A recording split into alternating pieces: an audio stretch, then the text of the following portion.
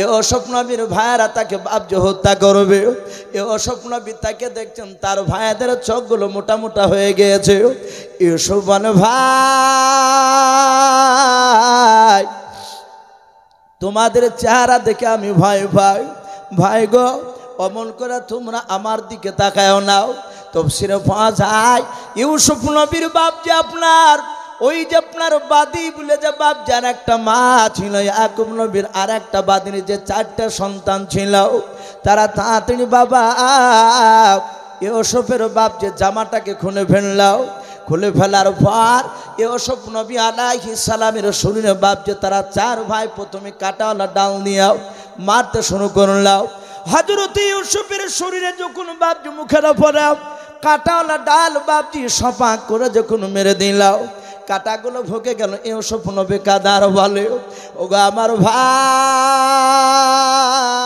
আলহামদুলিল্লাহ নাহমাদুহু ওয়া নাস্তাঈনুহু ওয়া নাস্তাগফিরুহু ওয়া নু'মিনু বিহি ওয়া নাতাওয়াক্কালু আলাইহি ওয়া নাউযু বিল্লাহি মিন শুরুরি আনফুসিনা ওয়া মিন সাইয়্যাতি আমালিনা।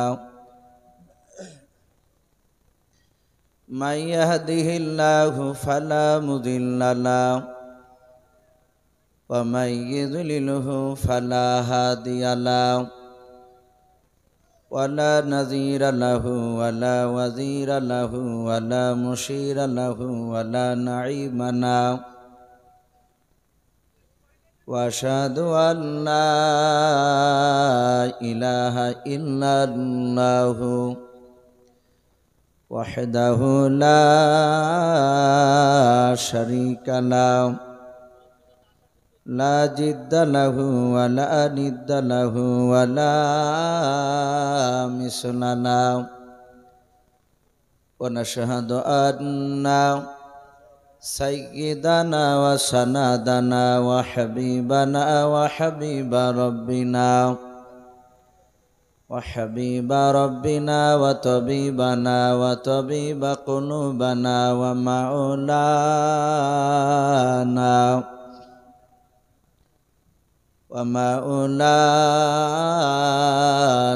মুহাম্মাদান আবদুহু ওয়া রাসূলুহু। আউযু বিল্লাহি মিনাশ। মেয়েদের প্যান্ডেলে জায়গা পিছনে খুব কষাকষি হয়ে গেছে, আপনারা একটু সামনে চেপে বসেন। পিছনে জায়গা হচ্ছে না মেয়েদের মহিলাদের, আপনারা সামনে চেপে চেপে বসেন। শীতের সময় বসতেও ভালো লাগবে, শুনতেও ভালো লাগবে এবং আরামও হবে। আপনারা একটু চেপে চেপে বসেন। আউযু বিল্লাহি মিনাশ শাইতানির রাজীম। বিসমিল্লাহির রহমানির রহিম।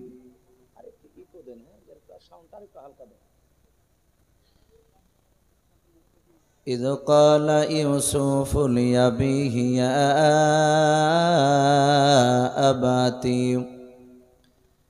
يا أبت إني رأيت 11 كوكبا والشمس والقمر رأيتهم لي ساجدين. وقال الله تبارك وتعالى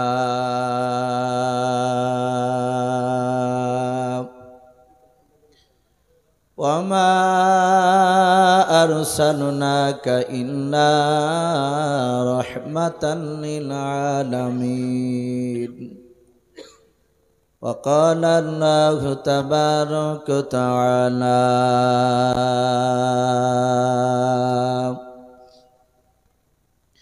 وعن أبي هريرة قال النبي صلى الله تعالى عليه وسلم أترك سنة لحبيبي لهؤلاء الحمقاء أو كما قال عليه الصلاة والتسليم. وعن أبي هريرة قال النبي صلى الله تعالى عليه وسلم من تمسك بسنتي عند فساد أمتي فله أجر 100 شهيد أو كما قال عليه الصلاة والتسليم إن الله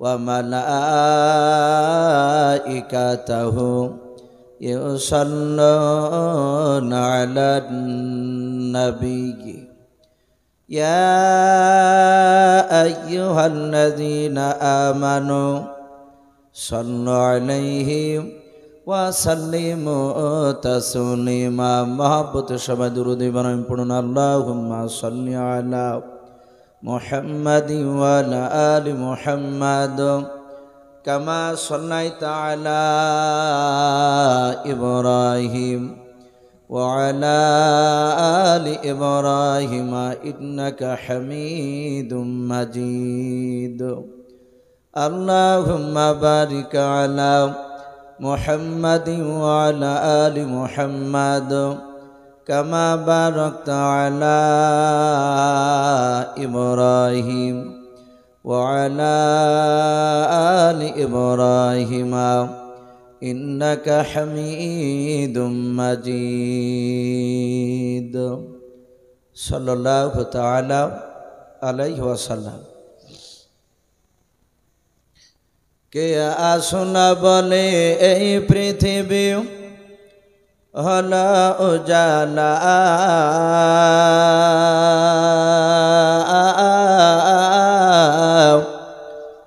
কে গাইল এসে সাম্যের গান শূন্য কাফেলা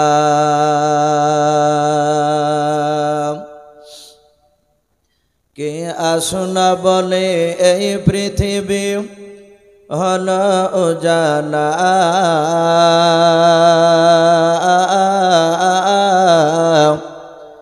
কে গাইল এসে সাম্যের গান শূন্য কাফেলা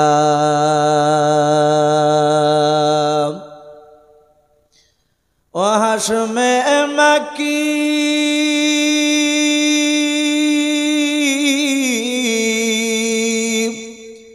ও হাশমে মাকি মাদানী শাহে মদিনা নূর নবী নূর নবী নূর মদিনা নূর নবী নূর নবী নূর মদিনা কে আসনা বলে এই পৃথিবী হলো উজালা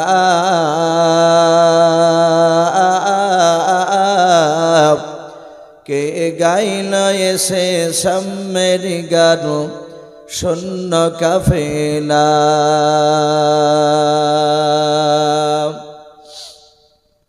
হযরতে ওমর করতে কতল নবীর দারে যায়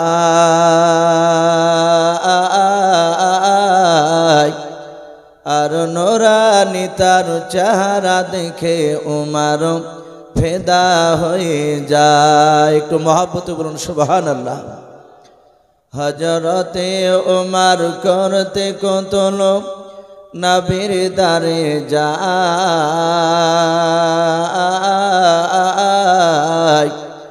আর নূরানী তার চেহারা দেখে ওমর ফেদা হয়ে যায় যার মায়াবী চেহারা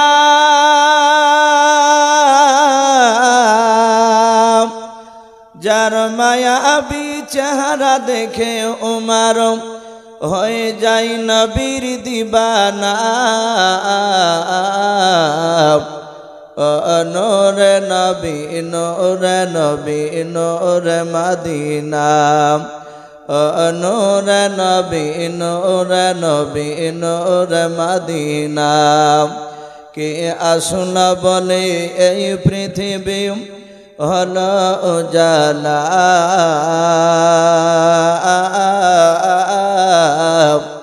কে গাইল এসে সাম্যের গান শূন্য কাফেলা। ভাই সবাই আমরা প্রাণ ভরে মহাব্বতে উচ্চ আজে আর একবার দুরূদ ইব্রাহিমটা বাবজি পড়ে নি। আল্লাহুম্মা সাল্লি আলা মুহাম্মাদি ওয়া আলা আলি মুহাম্মাদ কামা সাল্লাইতা আলা ইব্রাহিম ওয়া আলা আলি ইব্রাহিম ইন্নাকা হামিদুম মাজিদ। আল্লাহুম্মা বারিক আলা মুহাম্মাদি ওয়া আলা আলি মুহাম্মাদ কামা বারাকতা আলা ইব্রাহিম ওয়ালা আলি ইব্রাহিম ইন্নাকা হামিদুম মাজিদ। সাল্লাল্লাহু তাআলা আলাইহি ওয়াসাল্লাম। শ্রদ্ধেয় জনাব, আজকের জালসা নির্বাচিত মনোনীত যোগ্যতম সভাপতি মহাশয় ও সম্মানিত আমন্ত্রিত ওলামে কেরাম ও আমার সম্মুখের শ্রদ্ধেয় বয়োজ্যেষ্ঠ বাবা জীবনেরা, আমার সমবয়স্ক ও সমজস্ব যুবক ভাইয়েরা, পর্দার আড়ালের মা বোনেরা ও আমার সম্মুখের কচি কচি স্নেহের বাচ্চারা, সকলকে জানাই আমার বুক ভরা ভালোবাসা সালাম। আসসালামু আলাইকুম ওয়া রাহমাতুল্লাহি ওয়া বারাকাতুহু। ভাই, যেভাবে উত্তর হওয়া দরকার সেভাবে বাবজি আমি উত্তর পাইনি। আমরা সকলে জানি সালাম দেওয়া হচ্ছে বাবজি সুন্নাত আর উত্তর দেওয়া হচ্ছে ওয়াজিব।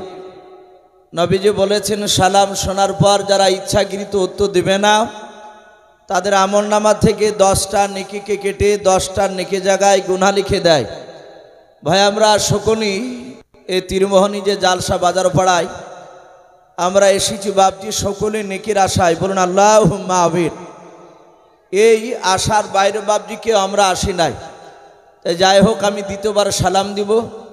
সকলেই উচ্চ আওয়াজে আমরা এত জোরে সালামের উত্তর দেব যেন আমাদের আওয়াজের ধাক্কা সেই রওজাতুল মানোয়ারায় যেখানে বিশ্বনবী মদিনা শুয়ে আছে রসুলের কবরে গিয়ে যেন আওয়াজটা ধাক্কা লাগে। একটু সকলে উত্তর দিবেন। আসসালামু আলাইকুম ওয়া রাহমাতুল্লাহি ওয়া বারাকাতুহু। মাশাআল্লাহ, আলহামদুলিল্লাহ। সমস্ত প্রশংসা, হামদ, নাত, সাধনা, ভোজনা সে মহান রব্বুল আলামিনের জন্য, যে মহান রব্বুল আলামিন আমাদেরকে ভালোবেসে রহম করে বিভিন্ন গুনার মজলিস থেকে বাছাই করে নিয়ে এসে মহান রব্বুল আলামিন তার এমন একটা রহমতের মজলিসে নিয়ে এসে বসার আমাদেরকে সুযোগ দিয়েছে যে মাহফিলে বসলে বিশ্বনবী বলেছেন যারা সুন্নাত তরিকা বসবে, বিশ্বনবী বলেছেন সে বুঝতে পারুক আর না পারুক, এসে যদি সুন্নাত তরিকায় যদি বসে যায়, রাসূলুল্লাহ বলেছেন 500 রাকাত নফল নামাজ পড়ে যতটা সওয়াব পাওয়া যায় তার ডবল নেকি বাবজি এই মাহফিলে এসে বসলে পাওয়া যায়। জোরে বলুন সুবহানাল্লাহ। নবীজি আরেক জায়গায় বলেছেন কেউ যদি সুন্নাত তরিকায় বসে যায়, তারা যদি মনে করে যে আমি যা শুনবো তওবা করে এখান থেকে বাকি জীবনটা সুন্নাত এবং আল্লাহর কোরআন অনুযায়ী চলবো বলে যদি বাবজি তওবা করে এসে বসে যায়, নবী বলেছেন তার পূর্বেকার জীবনের গুনাহ আল্লাহ মাফ করে দিবেন। জোরে বলুন সুবহানাল্লাহ। তো ভাই, সেই রহমতের মজলিসে আমাদেরকে নিয়ে এসে বসার সুযোগ করে দিয়েছেন, তাই রব্বুল আলামিনের দরবারে শুকরিয়া স্বরূপ আদায় করে বলুন আলহামদুলিল্লাহ। একবার সবাই প্রাণ ভরে হচ্ছে আজও বলুন আলহামদুলিল্লাহ। তারপরে পরে আপনার আমার নবী, যিনি ধর্মের গুরু, বিশ্ববরণ্য নেতা, নবীকুল শিরোমণি পয়গম্বর আযম, যিনি সাইয়্যিদুল মুরসালিন ও খাতামান নবিয়্যিন, যিনি হাবিবে কিবরিয়া আশরাফুল আম্বিয়া, যিনি হায়াতুন নবী, জিন্দা নবী, জনাবে মুহাম্মদ রাসূলুল্লাহ সাল্লাল্লাহু তাআলা আলাইহি ওয়াসাল্লামের উপরে অগণিত দুরূদ ও সালাম বর্ষিত হোক, বলুন আল্লাহুম্মা আমিন। সম্মানিত ভাই আমার বাবা জীবনেরা, যারা আমরা বাড়ি থেকে বাবজি উদ্দেশ্য নিয়ে বেরিয়ে এসেছি যে আজ তীরমোহনী বাজার পাড়া এসে আমরা জালসা শুনবো ইনশাল্লাহ, এই আশা নিয়ে বাবজি যারা চলে এসেছেন, এখনও বাবজি যারা ভিতরে বসতে পারেননি, আমি অনেক বাবজি ভাইকে দেখছি সাইডে দাঁড়িয়ে আছেন। সোনা, আমি আপনাদেরকে অনুরোধ করবো ওইভাবে দাঁড়িয়ে না থেকে আমরা একটু সুন্নাত তরিকায় ভাই একটু জমে বসে যাই। ওই যে পেছনকার যুবক ভাই তোমরা অনেকে দাঁড়িয়ে আছো, শোনা তোমরা একটু সামনের দিকে এসো। আলহামদুলিল্লাহ মজলিস দেখে খুব খুশি হয়েছে ভাই। অনেক জায়গায় দেখা যায় আপনার এই জালসা এশার নামাজ 100টা যদি মিনিমাম জালসা হয় আমাদের এলাকায় দেখা যায়, আর 90টা জালসাতে বাবজি এশার নামাজ হয় না জামাতে। কথা ঠিক না বেঠিক বলে? জামাতে নামাজ হয় না। এখানে অনেক মানুষ বাবজি বলে যে ভাই জালসায় নামাজ করতে গেলে মজলিস ভেঙে যায়, আর বাস্তবে দেখা যায় মুসলিম কয়েকজন বাবজি দেখা যায় নামাজ পড়ে, বাদ বাকি সব এদিক ওদিক ঘুরিয়ে বেড়ায়। অনেকে ওই ফাঁকে সিগারেটও খায়। আলহামদুলিল্লাহ এখানে এশার নামাজের পরেও এই যে ভাঙা মজলিস এত সুন্দরভাবে জমে গিয়েছে, আমরা আর একবার শুকরিয়া স্বরূপ আদায় করে বলুন আলহামদুলিল্লাহ। তা ভাই যারা দাঁড়িয়ে আছেন ভাই, আমি হাতে পায়ে ধরে বলি ভাই, আমরা সারা জীবন গুনাহ করে আসছি। এটা আদার জালসা না, এটা শুনানি জালসা, আমরা সকলেই জানি। প্রতিটা বক্তা তাদের টাইম ভর বক্তব্য রাখবেন, কেউ বাবজি আদায়ের কথা আশা করে আজকে বলবে না। তাই ভাই অনুরোধ করবো আমরা একটা সুন্নাত জিন্দা করে নিই। নবী বলেছেন এমন একটা সময় আসবে, সেই সময় আমার উম্মাতিরা তারা যদি একটা সুন্নাতকে জিন্দা করে, আমি হাদিসটা পড়েছি, নবী বলেছেন সে একটা সুন্নাত জিন্দা করলে তার আমলনামায় 100টা শহীদের সব লিখে দেওয়া হয়। বলুন সুবহানাল্লাহ। আমরা কমসে কম বাবজি একটা সুন্নাত জিন্দা করে নিই। ভাই এগিয়ে আসো, ওই যে পেছনকার ভাই, আমি আপনাদেরকে বলছি অনেকে প্যান্টে হাত ভরে দাঁড়িয়ে আছো, ভাই একটু জমে বসে যায়। যদি হিন্দু ভাইও থাকেন আমি অনুরোধ করব ভাই দাঁড়িয়ে না থেকে একটু ভিতরে বসে যান, আমরা মজলিসের সুন্নাতটা আমরা বজায় রাখি ইনশাআল্লাহ। তো ভাই যাই হোক, আমি আপনাদের কাছে আর অন্যদিকে কথা আলোচনা করব না। আপনারা প্রায় জানেন আমাকে রাত্রি প্রায় জালসাতে 12টার পর দেয়। আমাকে যিনি দাওয়াত করেছেন এখানকার সেলিম ভাই, উনি বলেছেন ইসু ভাই 12টার পর মানুষ আপনাকে দেয়, মানুষ শান্তি করে ওয়াজ শুনতে পায় না। তা আশা করছি আপনাকে আমরা অত রাত্রি করব না, মিডিলে দিব। যাক এশার নামাজের পর দিব বলেছিলেন, যেদিন দাওয়াত করেছিলেন সেদিন থেকে কথা হচ্ছে। কিছুদিন আগে বললেন যে ভাই আপনাকে একটা বিষয় আমাদের বাজার কমিটির লোক প্রায় লোক বলছে, আবার আসার পর ওই কথাই বললে। আপনারা জানেন আমাকে প্রায় জায়গায় আমাকে নবীর সাহাবাদের ঘটনা বলতে বলে, প্রায় জায়গাতে। আমি যে ব্যক্তিগত কথা বলবো বলে ইসুফ ভাই না, আপনাকে যেটা বলতে বলছি সেটা বলবে। আজ এখান থেকে বাপজি বিষয় ভাগ করে দিয়েছেন। কোরআন শরীফে আমরা জানি 25টা নবী রসুলের নাম আছে। বলুন আলহামদুলিল্লাহ। কটা বললাম বাপ? 25টা নবী রসুল।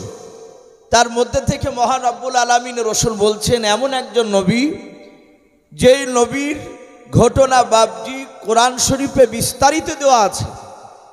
বাদ বাকি 24টা নবীর, ওই নবী বাদ দিয়ে অন্য 24টা নবী রসুলের বিস্তারিত বাপজি জীবনী ওই কোরআন শরীফে সম্পূর্ণভাবে দেওয়া নেই।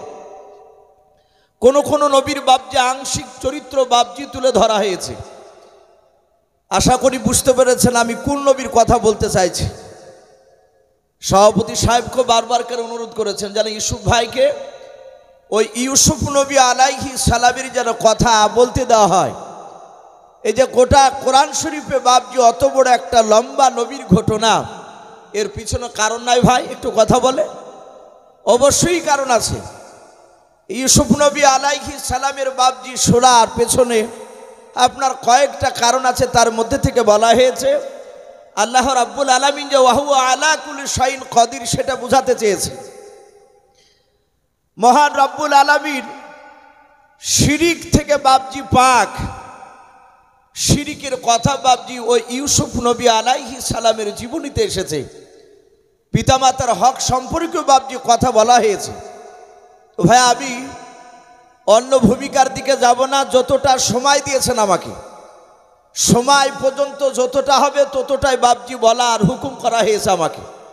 তাহলে আসি, আমরা সকলেই জানি যে ইউসুফ নবী আলাইহিস সালাম ওনার আব্বার নাম ছিল হযরত ইয়াকুব নবী আলাইহিস সালাম। একবার বলুন আলহামদুলিল্লাহ। নবীদের নাম আমি যদি বাপজি বলি, আপনারা মনে মনে নবীর নামটা পূর্ণাঙ্গ বলবেন। নবীদের নাম, সাহাবাদের নাম নিলে যারা জান্নাতি, তাদের নাম যদি মহব্বতে নেন, আপনার আমলনামা থেকে 1000টা গুনাহকে মাফ করা হয়। বলুন আলহামদুলিল্লাহ। শুধু তাই নয়, 1000টা বাপজি ওই গুনহার জায়গায় মহান রব্বুল আলামিন 1000 নেকি লিখে দেয়।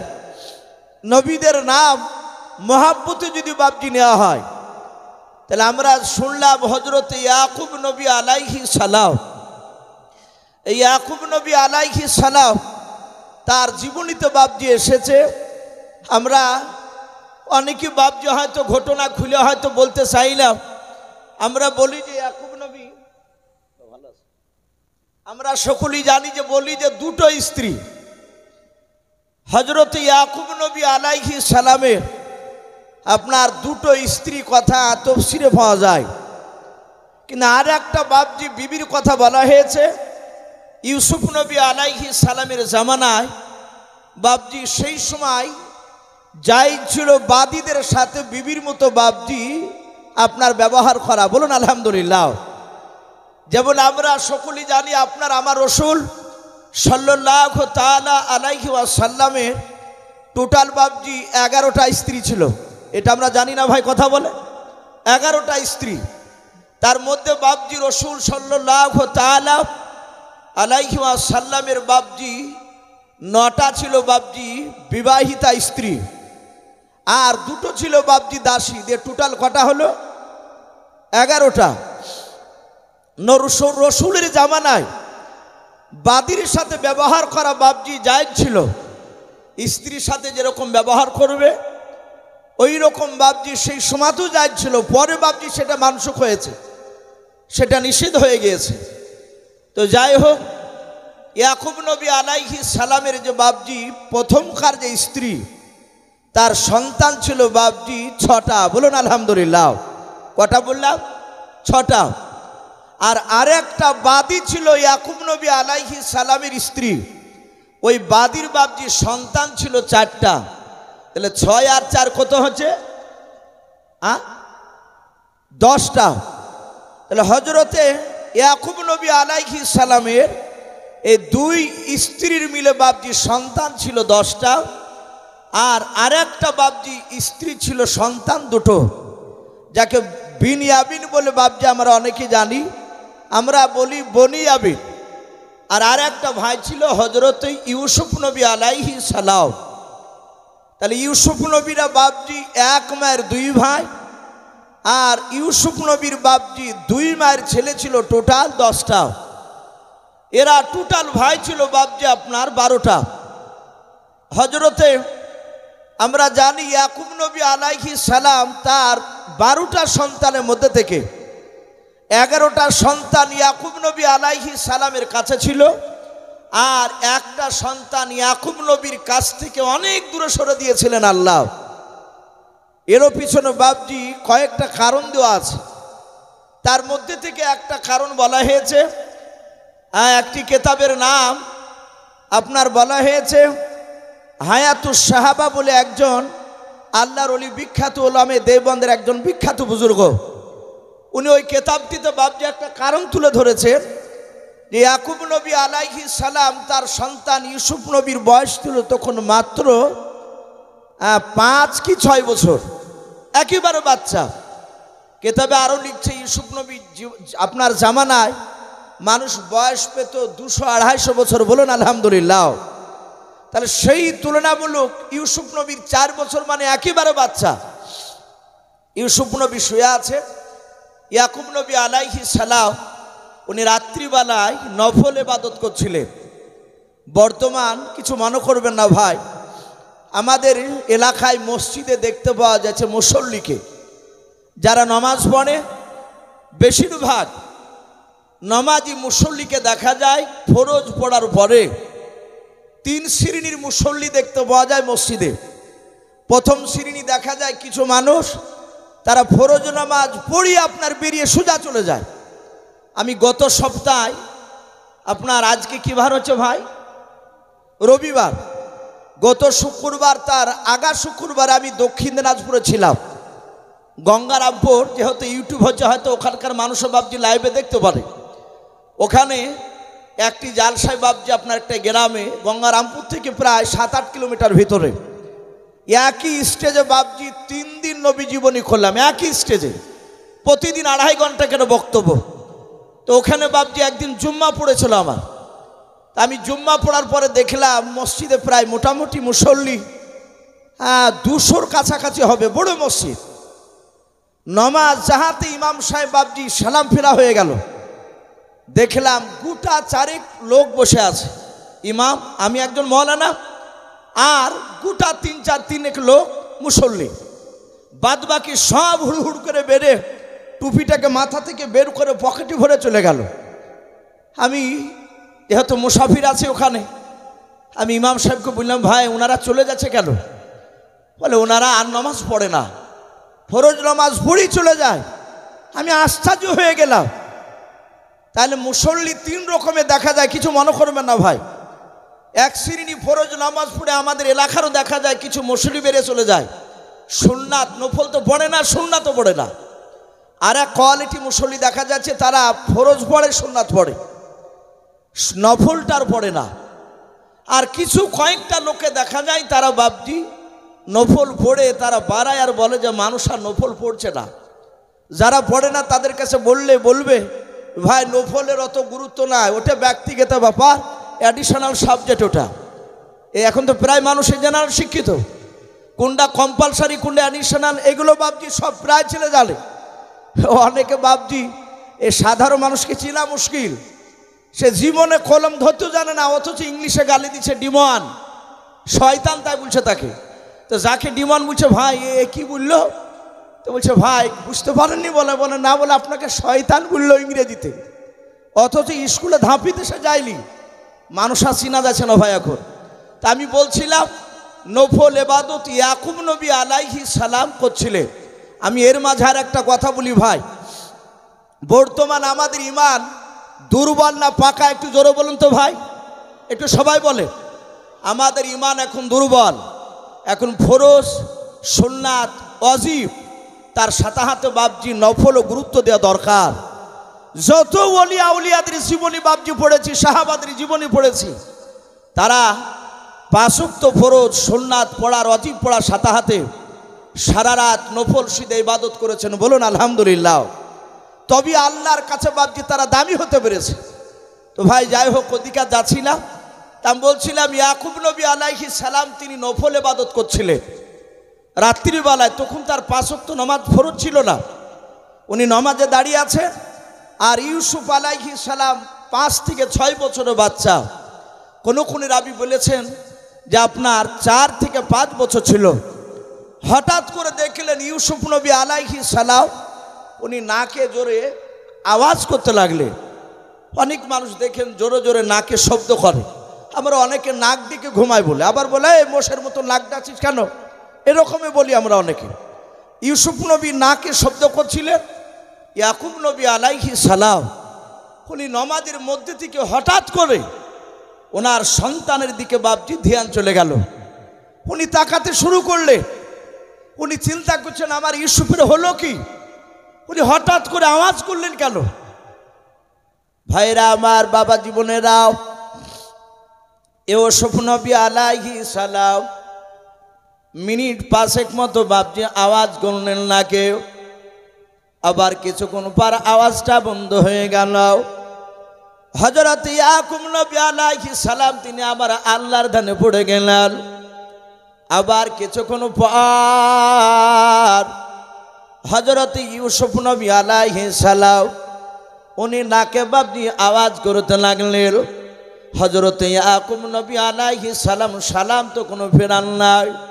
উনি আবার ওই নামাজের মধ্যে নিজের ছেলে ইউসুফ নবী আলাইহিস সালামের দিকে তাকাতে লাগলেন। আমার আল্লাহ ডাক দিয়া বলেন, ইয়াকুব নবী পয়গম্বর আলাইহিস সালাম তুমি সারা পৃথিবীর চেয়ে আমাকে বেশি ভালোবাসতাও। ওরে আমার ইয়াকুব নবী শুনে নাও, নামাজের মধ্যে নামাজ কমপ্লিট না করে তুমি আমার দিক থেকে তোমার সন্তানের দিকে তুমি তাকালে, ইয়াকুব ভাই, তুমি আমার দিক থেকে তোমার সন্তানের দিকে তুমি তাকালে, আমার মহাব্বত কিছু তোমার সন্তানের দিকে দিয়ে দিয়েছো। যেই চোখ দিয়ে তোমার সন্তানকে দেখছো, এই সন্তানকে আমি তোমার চোখের আড়াল করে দেব। আল্লামা কামালউদ্দিন দামিরি কিংবা দিমিয়ারি রহমাতুল্লাহ আলাইহি হায়াতুল সাহাবা বলে নয়, হায়াতুল হাইওয়ান বলে কেতাব দিতে একটা কারণ বাবজি তিনি তুলে ধরেছে। সম্মানিত ভাইরা আমার, বাবা জীবনেরা, যাই হোক, এইভাবে বেশ কয়েকটা কারণের কথা বলা হয়েছে। হযরত ইউসুফ নবী আলাইহিস সালাম উনি আস্তে আস্তে আস্তে বাবজি 10 বছর হয়েছে, কেউ বলেছেন 12 বছর। ইউসুফ নবী আলাইহিস সালাম রাত্রিবেলা বিছানায় শুয়ে আছে। রাত্রিবেলা শুয়ে শুয়ে বাবজি স্বপ্ন দেখছিলেন। এখানে আমরা প্রায় বাবজি ভাই যারা আছি, আমরা প্রায় বাবজি রাত্রিবেলায় অনেকে স্বপ্ন দেখি, অনেকে স্বপ্ন দেখি। কেউ স্বপ্নে উড়িয়ে বেড়ায়, কেউ স্বপ্নে বাবজি কেউ তাড়া করছে, দূরে চলে যাচ্ছে কিন্তু পালাতে পারছে না। অনেকেই বলে স্বপ্নে মানুষকে তাড়া করলে সে পালাতে পারে না। স্বপ্ন অনেক রকমের হয়। স্বপ্ন 3 রকমের বলা হয়েছে। এক রকমের স্বপ্ন সত্য হয়, আর 2 রকমের স্বপ্ন বাবজি শয়তানে দেখায়। হযরত ইউসুফ নবী আলাইহিস সালাম তিনি রাত্রিবেলায় হঠাৎ করে তিনি স্বপ্ন দেখছেন। স্বপ্ন উনি কি দেখলেন তা আল্লাহ কোরআনে বলেছেন। হযরত ইউসুফ নবী আলাইহিস সালাম উনি রাত্রিবেলায় শুয়ে শুয়ে দেখলেন। আল্লাহ রাব্বুল আলামিন কোরআন পাকে বিশ্ব নবীকে বাবজি জানিয়ে দিয়েছে ইউসুফ নবী আলাইহিস সালাম স্বপ্নে কি দেখেছিলেন। ইয ক্বালা ইউসুফু লিআবিহি ইয়া আবাতি ইন্নী রাআইতু আহাদা আশারা কাওকাবান ওয়াশ-শামসা ওয়াল কামারা রাআইতুহুম লি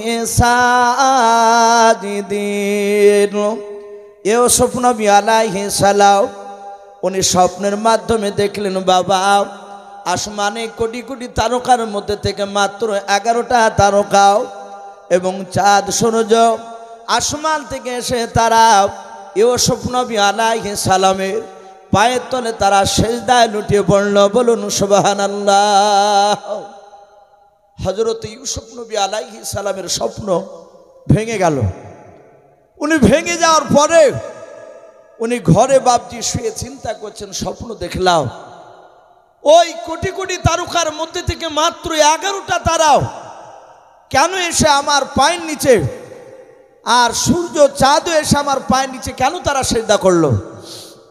সম্মানিত ভাইরা আমার, বাবা জীবনেরা, এই স্বপ্নের ব্যাপারে, তারার ব্যাপারে তাফসীরে এসেছে আল্লাহ রসুলের জামানায় আমার বিশ্ব নবী যখন কলেমার দাঁত দিছিলেন, এ বিশ্ব নবীজির বাবজি কাছে এক ইহুদি নামক একটা ইহুদির পণ্ডিত, তার নাম বাবজি কেতাবে দিয়েছে বুস্তান। কি নাম বললাম ভাই? বুস্তান বলে এক ইহুদির পাদ্রী আলেম, সেও বাবজি ইউসুফ নবীর ঘটনা সেও বাবজি শুনেছে, সেও পড়েছে। আল্লাহ রসুল বাবজি মক্কা নগরে উনি কলেমার দাওয়াত দিছিলেন। আর ওই সময় ওই বুস্তান নামক বাবজি, বুস্তান নামক ইহুদির পাদ্রী পণ্ডিত রসুলের কাছে এসে বলল, ওগো আব্দুল্লাহর সন্তান, আমি শুনলাম তুমি নাকি নবুয়তের দাবি করেছো। রসুল বলেন, হ্যাঁ, আমি বারাহাক নবী প্লাস রসুল, তার সাথে সাথে আমি নবুয়তের দাবি করেছি। আল্লাহ রাব্বুল আলামিন আমাকে কলেমার দাওয়াত দিতে দিয়েছে। সাথে সাথে ইহুদির পণ্ডিত বুস্তান সে বলল, এই আব্দুল্লাহর সন্তান, তুমি যদি সত্যিকারে যদি নবী হও তাহলে বলো দিনি ওই ইউসুফ নবী আলাইহিস সালামের কাছে আসমান থেকে 11টা তারাও এসে যে ইউসুফ নবীকে সিজদা করেছিল, ওই 11টা তারার তুমি কি নাম বলতে পারবা? বলুন সুবহানাল্লাহ। এক ইহুদির আলেম বুস্তান সে রসুলকে প্রশ্ন করছে, তুমি কি পারবা ওই 11টা তারা যে সিজদা করেছিল, চাঁদ সূর্যের কথা বলি নাই, আমি তারার কথা বলছি। যে 11টা তারা সিজদা করেছিল, ওই তারাগুলো যদি নাম বলতে পারো তাহলে আমি সাথে হাতে তোমার কলেমা পড়ে মুসলমান হয়ে যাব। আমার বিশ্বনবী কথাটা শোনার পরে নবী চুপ করে থাকলে, কিছুক্ষণ চুপ করে থাকার পর বিশ্বনবী বললেন, ওগো বুস্তান, এই ইহুদির আলেম, এবার তুমি যদি আমার কাছে জানতে চাও আমি 11টা তারার নাম বলে দিতে পারবো। জোরে বলুন সুবহানাল্লাহ। ইহুদের আলেম জিজ্ঞাসা করলো, ভাই আমি তোমাকে প্রশ্ন করলাম, 11টা তারার নাম করতে পারলে আমি মুসলিম হয়ে যাব, কলেমা পড়ে নেব, কিন্তু তুমি চুপ করে কিছুক্ষণ ধরে বসে থাকলে তারপরে বলছো যে আমি উত্তর দিব, তুমি সাথে হাতে কেন বললে না? বিশ্বনবী ডাক দিয়ে বলেন, বুস্তার, তুমি যখন আমাকে প্রশ্ন করলাম ওই সময় 11টা তারার আমার নাম জানা ছিল না। জোরে বলুন সুবহানাল্লাহ। এই বুস্তার, তুমি যখন আমাকে জিজ্ঞাসা করলে 11টা তারার নাম কি, তখন আমি জানতাম না। আমি যে চুপ করেছিলাম সেই সময়ের মধ্যে মহান রব্বুল আলামিন তার ফেরেশতা জিবরিল আলাইহিস সালামের দ্বারায় আমাকে এখনই 11টা তারার নাম বলে গেলেন। জোরে বলুন সুবহানাল্লাহ। এখান থেকে বাপজি একদম পরিষ্কার। অনেক মানুষ যে আমরা এরকম বলি যে নবীরা গায়েবের খবর দিতে পারে, নবীরা আলিমুল গায়ব, বলুন আস্তাগফিরুল্লাহ। অনেক লোকের বাপজি এটা আকীদা। আমার বিশ্বনবী বলেন, আমি জানতাম না, আল্লাহ আমাকে জানিয়েছেন ফেরেশতার মারফতে, তারপর আমি জানতে পেরেছি। ওই 11টা তারার মধ্যে একটা তারা নাম ছিল জারির, আর একটা তারা নাম ছিল তরিক, এইভাবে বাপজি আরেকটা তারা নাম জুলতারিশ। এইভাবে বাপজি 11টা নাম আছে তারার। যাহাতে নবী একা করে 11টা তারার ওই সিজদা করেছিল, সেই তারাগুলোর নাম বলে দিলে আর বুস্তান সাথে হাতে নবীজির কলেমা পড়ে মুসলমান হয়ে গেল। জোরে বলুন সুবহানাল্লাহ। সম্মানিত ভাইরা, আমার বাবা জীবনেরা, আমার বিশ্বনবী ওই দিকে 11টা তারা, চাঁদ সূর্য আমার পায়ের নিচে এসে সিজদা করলো। এই কথাটা ইউসুফ নবী চিন্তায় পড়ে গেলেন, আমি আব্বাকে বলবো না আমার ভাইদের কাছে গিয়ে কথাটা বলবো। ভাই, এখান থেকে বাপজি পরিষ্কার বোঝা যাচ্ছে ইউসুফ নবী আলাইহিস সালাম, ওনার ভাই আর ওনার আব্বারা যে ঘরে ছিল সেই ঘরে ইউসুফ নবী ছিলেন না। কারণ ইউসুফ নবী চিন্তা করছেন, আমি আব্বাকে বলবো না আমি আমার এই স্বপ্নের কথাটা প্রথমে ভাইদের কাছে গিয়ে বলবো, না ভাইকে না বলে আমি আব্বার কাছে বলবো। যদি ওনারা এক ঘরে থাকতেন তাহলে ওখানেই তো বাপজি স্বপ্ন দেখার পরপরই ঘুম ভাঙার পর হয় আব্বার ঘরে থাকলে বলতেন, আব্বা আমি এক্ষুনি স্বপ্ন দেখলাম। আর যদি ভাইয়েরা থাকতো তাহলে বলতো, ভাই আমি স্বপ্ন দেখলাম, উঠো। এ কথা বলতেন কি বলতেন না? কথা বলো। তাহলে কথা ইউসুফ নবীর ভঙ্গিমায় বোঝা যাচ্ছে ইউসুফ নবীর ভাইয়েরা ছিল আলাদা ঘরে, ইউসুফ নবী ছিলেন বাপজি আলাদা ঘরে। এখান থেকে বাপজি মুফাসসিনে কেরাম বলেন, আমার বিশ্বনবী বলেছে, আর নবীর কথায় তো মুফাসসিনে কেরামরা বাপজি আলোচনা করেছে, সন্তান 10 বছর 12 বছর হয়ে গেলে সেই সন্তানের বিছনা বাপজি আলাদা করা লাগবে। বলুন আলহামদুলিল্লাহ। বাপ মার বিছনা থেকে বাপজি আলাদা করা লাগবে। আপনার অন্য ছেলেরা যদি বড় হয়ে যায়, 2 ছেলে বাপজি বড় হয়েছে, এক ঘরে শুয়ে থাকা ঠিক হবে না, তাদেরও বাপজি বিছনা আলাদা করা লাগবে। হযরত ইউসুফ নবী আলাইহিস সালাম উনি স্বপ্ন দেখার পর চিন্তা করলেন, আমি ভাইদের কাছে যাব না, আমি আব্বার কাছে গিয়ে বলবো। কারণ আমি দেখেছি আমার আব্বা জানের কাছে এলাকার মানুষেরা স্বপ্ন দেখার পর সকালবেলা এসে স্বপ্নের মানে জেনে যেত। তাফসীরে লিখছে, ইয়াকুব নবী আলাইহিস সালাম ইউসুফ নবীর বাপ যে নয়, উনি স্বপ্নের ব্যাখ্যা করতে পারতেন, উনি স্বপ্নের তাবির মানে করতে পারতেন। তাই ইউসুফ নবী সকালবেলা বিছানা থেকে উঠি সোজা ওর ভাইদের ঘরের দিকে না গিয়ে সোজা ইয়াকুব নবীর ঘরের দিকে বাপজি চলে যাচ্ছে। হযরত ইউসুফের যে বাপজি 10টা আরো ভাই ছিল, তার মধ্যে থেকে বাপজি আপনার সুমন বলে যে বাপজি একটা ভাই, কোন মুফাসসিনে কেরাম শামউন বলেছেন ওই সুমনের নামটাই। উনি দেখলেন আমার ভাই প্রতিদিন বিছানা থেকে উঠে আমাদেরই ঘরে আসে, আর আজ আমার ভাই ইউসুফ আমাদের ঘরের দিকে না এসে সোজা আব্বার ঘরের দিকে কেন দৌড়ে যাচ্ছে? হযরতে সমন ইউসুফের বাপজি তার ভঙ্গিমা, তার চাউনি দেখে বুঝতে পেরেছেন আমার ভাই ইউসুফ হয়তো কোনো ইমার্জেন্সি কথা আমার আব্বার কাছে আলোচনা করবে। হযরতে সমন ইউসুফ নবীর ভাই, উনি পেছন পেছন বাপজি পায়ে এমনভাবে শব্দ জানেন আওয়াজ ইউসুফের কানে না পৌঁছায়, আস্তে আস্তে পা টিপে টিপে ফেলে হযরত ইয়াকুব নবী যে ঘরে ছিলেন ওই ঘরে যে কোনো একটা পাঁচিলের দেওয়ালের বাপজি আপনার কোলে লাগিয়ে কান লাগিয়ে বাপজি কথাগুলো শুনতে লাগলেন। দেখে দিনে আমার ইউসুফ ভাই আব্বার কাছে কি আলোচনা করে।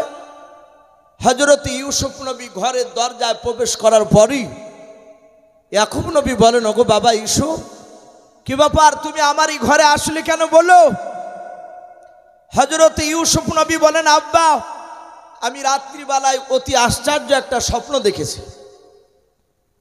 হযরত ইয়াকুব নবী আলাইহিস সালাম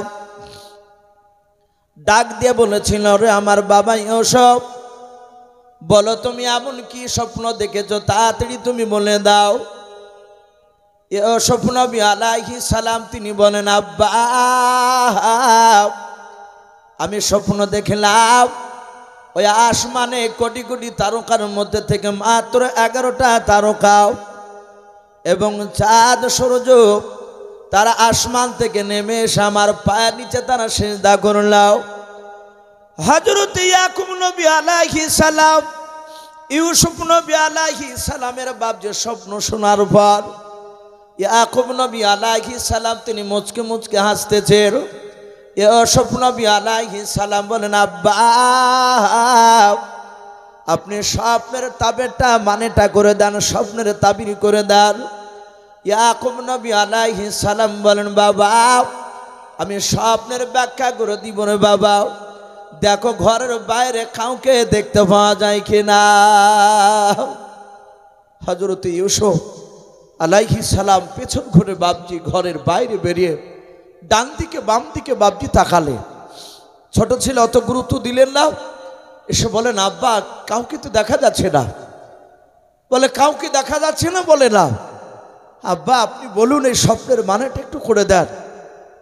ইয়াকুব নবী আলাইহিস সালাম বললেন, বাবা আমি তোমাকে স্বপ্নের মানেটা করে দিব, কিন্তু এই স্বপ্নের কথা খবরদার তুমি কাউকে বলবে না। বলুন আলহামদুলিল্লাহ। এখান থেকে বাপজি নবীরা গায়বের খবর জানে না, এটাও বাপজি প্রমাণ পাওয়া যায়। হযরতে নবীরা যদি বাপজি রাসূলরা যদি অদৃশ্যের খবর যদি দিতে পারতেন, তাহলে ইয়াকুব নবী বলতেন, ওগো আমার ছেলে ইউসুফ, দেখো আমার ঘরের অমুক দেওয়ালের পেছনে আমার আরেকটা ছেলে সমন বলে সে দাঁড়িয়ে আছে। কি কথা বলতেন না? অথচ ইয়াকুব নবী আলাইহিস সালাম উনিও জানতে পারলেন না। আর যারা আল্লাহর কথা শুনে বাপজি বলে তাদেরকে গায়েব বলা হয় না।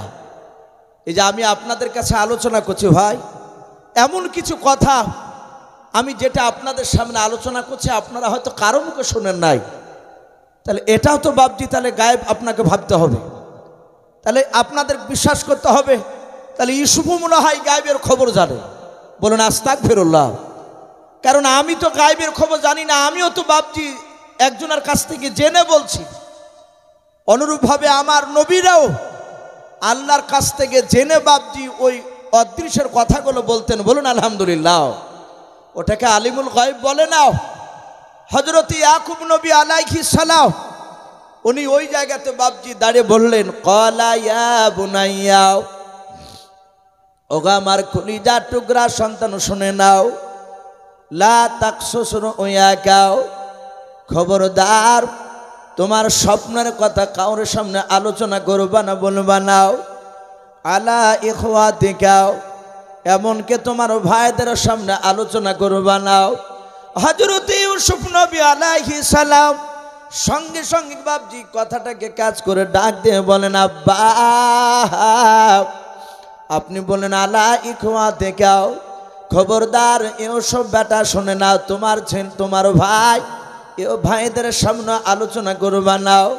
ইউসুফ নবী বলেন, আব্বা আমাদের মা দুটো, কিন্তু আব্বা তো আপনি আমাদের একজনই। ওগো আব্বা আপনি কেন ভাইদের সামনে কথাটা বলতে বারণ করলেন? ইয়াকুব নবী আলাইহিস সালাম বললেন, ফায়াকিদু লাকা কাইদা। ওগাবার ছেলে এসো, চক্রান্তকারীও তো চক্রান্ত করবে। এই এসো, ইন্না শাইতানা লিল ইনসানি আদুউম মুবিন। নিশ্চয় শয়তান মানুষের প্রকাশ্য দুশমন।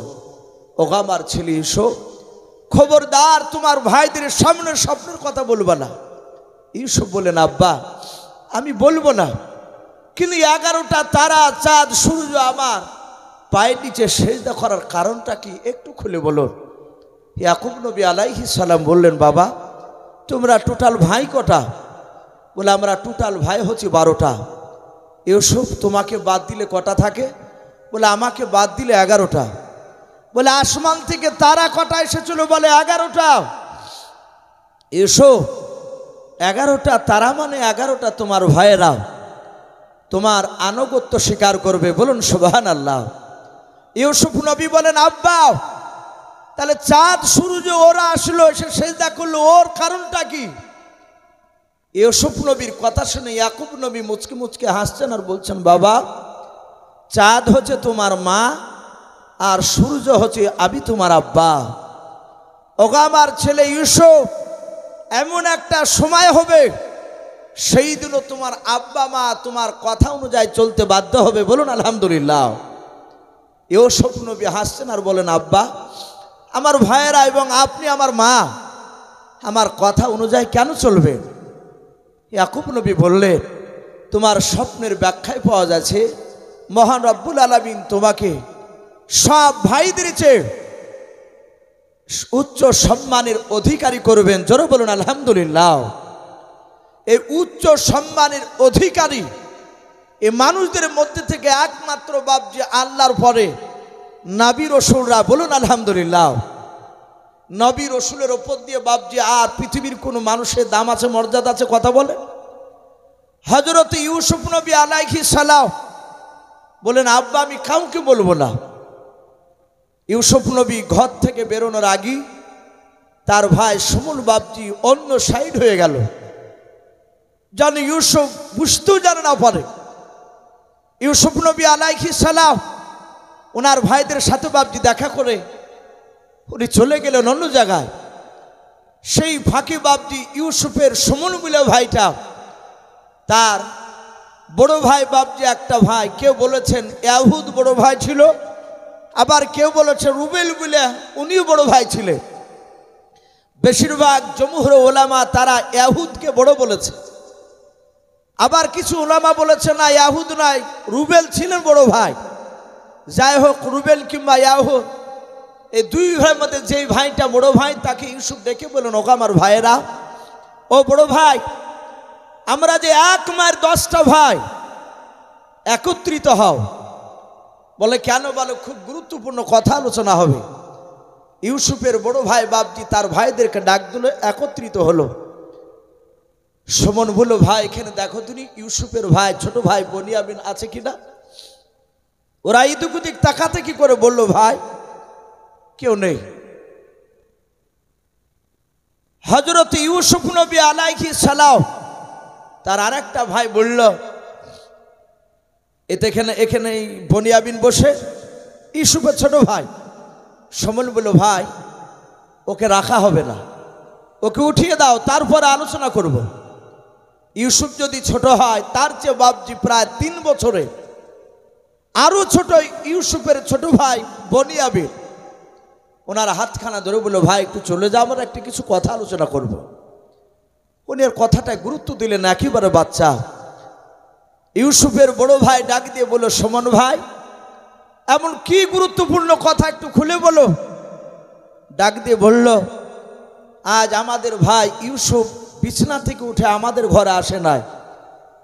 তার 9টা ভাই, সুমনের 9 ভাই বলল, আমাদের ঘরে তো আসেনি, প্রতিদিন আসে, আজ আসে নাই। বলে কোথায় গিয়েছিল জানো? বলে না, তা জানি না। সুমন বলল, ভাই ওই বিষয় নিয়ে আলোচনা হবে। বলে বলো। বলে আমি দেখলাম ভোরবেলায় বিছানা থেকে উঠে সোজা দেখলাম আব্বা ইয়াকুব নবীর ঘরে চলে গেল। যে ইয়াকুব নবী আব্বা আমার যেই ঘরে আছেন সে ঘরে ইউসুফ ভাই গিয়ে ইউসুফ ভাই স্বপ্নের কথা বলল।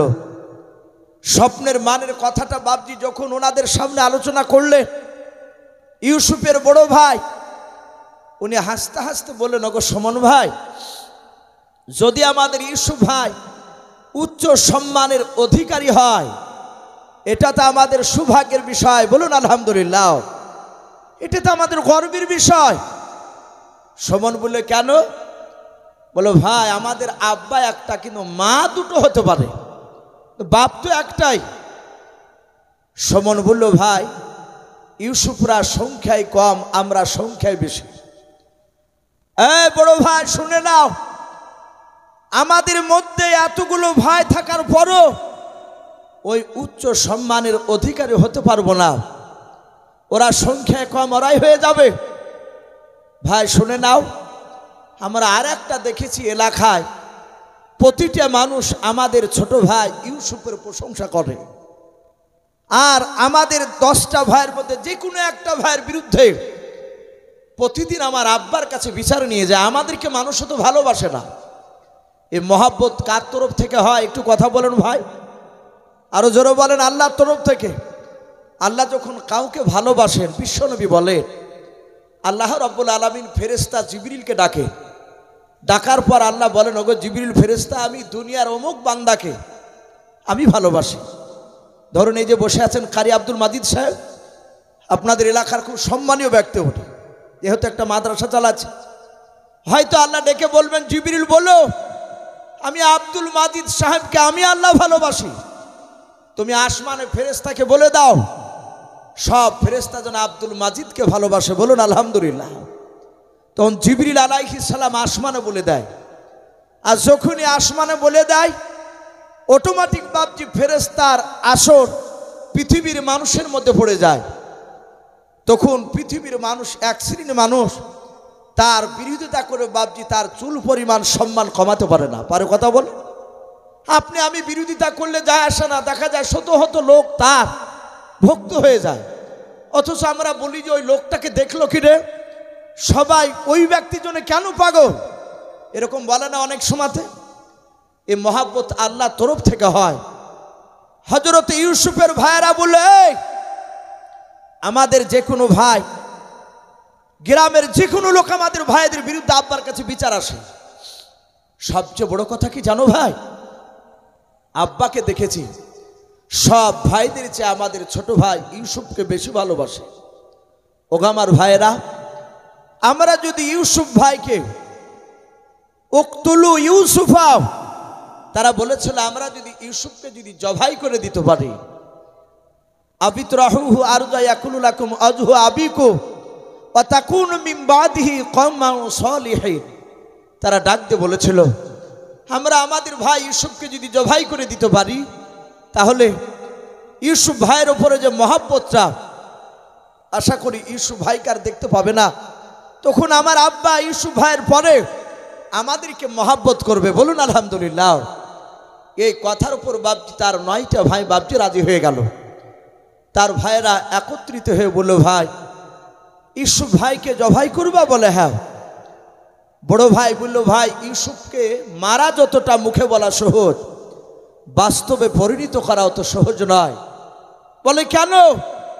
বলে আমরা দেখেছি আব্বা জানে একটি বেলাও ইউসুফকে চোখের আড়াল করে কোথাও থাকতে দেয় নাই, এত ভালোবাসতে। ইউসুফের ভাইয়েরা তারা যুক্তি দিয়ে বলল, ভাই ইউসুফ বাচ্চা ছেলে, সে মাঠের যাই নাই, আমরা তাকে মাঠের কিছু লোভ লালসা দেখাবো। ইউসুফ মাঠে আমরা ইউসুফকে ছলে বলে কৌশলে নিয়ে যেতে পারলে আমরা তাকে হত্যা করে ফেলবো, ইউসুফ জানতে পারবে না, আব্বা আমাদের চক্রান্ত ধরতে পারবে না। ইউসুফের ভাইয়েরা বাপজি তারা চক্রান্তর জাল বিছাছে। ইয়াকুব নবী জানেন না, ইউসুফ নবীও জানেন না। ইউসুফের ভাইয়েরা বাপজি তারা মিটিং শেষ করে ইউসুফ নবী আলাইহিস সালামকে সাইডে ডেকে নিয়ে গিয়ে বলল, ভাই ইউসুফ, কোনোদিন তুমি মাঠে যাও না? বলে না। বলে আমরা মাঠে দুম্বা ছাগল চড়াতে যাই। ওগো আমার ভাই ইউসুফ, একদিন যদি মাঠে যাও, মাঠে গেলে তোমার শরীর স্বাস্থ্য ভালো হবে, একদিন গেলে আর কোনোদিন তুমি বাড়িতে থাকতে চাইবা না। ইউসুফকে মাঠের কিছু লোভ লালসা দেখালো। হযরত ইউসুফ বাচ্চা ছেলে বললেন, ওগো ভাইরা, আমার আব্বা তো আমাকে যেতে দিবে না, আব্বা আমাকে একটি বেলা চোখের আড়াল করে কোথাও থাকতে দেয় না। ইউসুফ আলাইহিস সালামের ভাইরা বলল, ভাই তুমি আজই আব্বার কাছে অনুমতি চাও, যদি আব্বা যান অনুমতি যদি না দেয় তাহলে তুমি একটু মিছামিছি অভিনয় করে কাঁদবা, একটু কাঁদতে শুরু করবা, বাদ বাকিটা আমরা তখন দেখে নেব। ইউসুফ জানে না যে আমার ভাইরা চক্রান্তর জাল বিছিয়ে দিয়েছে, আমাকে মারবে। হযরত ইউসুফ নবী আলাইহিস সালাম সোজা এসে বলছেন, ওগো আব্বা, আমি রাত্রিবেলায় নয়, আমি আগামীকাল সকালবেলা ভাইদের সঙ্গে আমি মাঠে ছাগল চড়াতে যাব। কোন মুফাসসিরে কেরাম বলেছেন না, ওই দিনই বলল, ভাই আজকে যেতে হবে? বলে হ্যাঁ। বলে আব্বা, আমি ভাইদের সাথে আজকে মাঠে ছাগল চড়াতে যাব। আমার ইয়াকুব নবী আলাইহিস সালাম ডাক দিয়ে বলেছিলেন, ওগো আমার ভাই, ওগো আমার ছেলে, এসো, তুমি মাঠে যেও না। হযরত ইউসুফ নবী আলাইহিস সালাম তিনি কান্না শুরু করে দিলেন। আমার ইউসুফ নবীর 11টা নয় বাবা 10টা ভাই, তারা পাঁচিলের আড়াল থেকে কথাগুলো শুনছিল। যখন দেখলাম আব্বা যেতে দেবে না, ইউসুফ নবী কান্না শুরু করে দিয়েছে। ইউসুফের বাবা 10টা ভাই তারা অভিনয় করে অজানার ভান করে এসে বলেছিল, ওগো আব্বা জান, আমাদের স্নেহের ছোট ভাই, মহাব্বতের কলিজার টুকরা ছোট ভাই ইউসুফ কেন আপনার কাছে কান্না করেছে বলেন। হযরত ইউসুফ নবী আলাইহিস সালামের আব্বা ইয়াকুব নবী আলাইহিস সালাম বলেছিলেন, ওগো আমার ছেলেরাও, হঠাৎ করে আজকে আমার ছেলে ইউসুফ মাঠে যাওয়ার জন্য ভান ধরেছে, কান্না শুরু করেছে। ওগো আমার ছেলেরাও, তোমরা ভালো জানো আমার ছেলে চলে গেলে আমি একটি বেলা আড়াল করে থাকতে পারবো না। ওরে আমার ছেলেরাও, দয়া করে আমার ছোট ছেলে ইউসুফকে তোমরা একটু বুঝে বলে যেন মাঠে যেন যেতে না যায়। ইউসুফের ভাইয়েরাও তারা বাপজি জানতে দিল, ডাক দিয়ে বলেন, আব্বা আপনি চিন্তা করবেন না, শুধু আজ কি যেতে চেয়েছে আমার ভাই ইউসুফ? বলে হ্যাঁ। ওগো আব্বা জান, আপনি চিন্তা করবেন না, আপনি আজকের মতো অনুমতি দেন, আমাদের ছোট ভাই ইউসুফকে মাঠে নিয়ে যাব, আপনি চিন্তা করবেন না।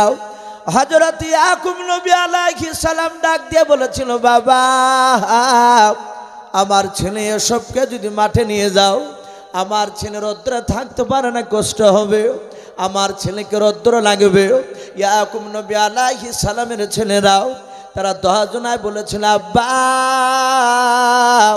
আপনি চিন্তা করবেন না, আমাদের ছোট ভাই যদি ইউসুফকে যদি আমাদের সাথে অনুমতি দেন, আমরা যদি মাঠে নিয়ে যাই, ওগো আব্বা জান, সূর্যের তাপ আমাদের ছোট ভাই ইউসুফকে লাগতে দেব না। যদি রৌদ্র লাগে, সূর্যের যদি তাপ লাগে, ওগো আব্বা জান, মাঠে খুরমা পাতার খাজর আপনার টুপে পরে তাজ বানিয়েও আমরা আমাদের ছোট ভাই ইউসুফের মাথায় দিয়ে দেব। বলুন সুবহানাল্লাহ। ওগো আব্বা চিন্তা করবে না, ইউসুফকার রৌদ্র লাগবে না, খুরমা খাজুরের পাতার তাজ বানিয়ে দিব। হযরত ইয়াকুব নবী আলাইহিস সালাম দেখলেন, নাও ছেলেরা তাজ বানিয়ে দেব বললাম। হযরত ইয়াকুব নবী আলাইহিস সালাম আবার ডাক দিয়ে বলেছিল, আমার ছেলেরা, আমার ইউসুফকে ঘন ঘন ভোগ লাগে, ক্ষুধা লাগে, আমার ছেলে ইউসুফকে মাঠে যদি নিয়ে যাও ভোগ লাগবে, ওই সময় তোমরা কি খেতে দেবা বলাও। হযরত ইয়াকুব নবীর ছেলেরা ডাক দিয়ে বলেছিল, আব্বা যদি আমাদের ছোট ভাই ইউসুফ যদি ক্ষুধা পায়, খুরমা নয় দুম্বার দুধ দহন করে খেতে দেব। বলুন সুবহানাল্লাহ। যে কথাটা ইয়াকুব নবী বলছে, ওটা কি বাপজি ইয়াকুব নবী ছেলেরা দলিল দিয়ে কেটে দিচ্ছে? ইয়াকুব নবী দেখলে না, এরা তো শুনে না, এরা মানা করার পরিবর্তে এরা নিয়ে যেতে চাইছে। হযরত ইয়াকুব নবী আলাইহিস সালাম ওনার চোখ দিয়ে পানি ঝরতে লাগলো। ইউসুফের ভাইয়েরা ডাক দিয়ে বলেছিল, আব্বা আপনি কেন কান্না করেছেন বলার? ইয়াকুব নবী বলেছিলেন, ক্বালা ইন্নী লা ইয়াহজুনুনি আন তাযহাবু বিহি ওয়া খাফা ইয়াকুলাহু যিবু ওয়া আনতুম আনহু গাফিলুন। ইয়াকুব নবী আলাইহিস সালাম উনি কাঁদতে কাঁদতে বলেছিলেন, ওগো আমার ছেলেরাও, আমার ভয় হতেছে। আয়াকুলাহু যিবু, আরবিতে বাপ যা আপনার নেকড়া বাঘকে জীবন বলা হয়। ইয়াকুব নবী বললেন, ওগো আমার ছেলেরাও, তোমরা শুনে নাও, আমার ছেলে ইউসুফকে যদি তোমরা নিয়ে যাও, মাঠে যাওয়ার পর খেলাধুলায় তোমরা মগ্ন হয়ে থাকবা, ইউসুফ থেকে তোমরা গাফিল দূরে থাকবা।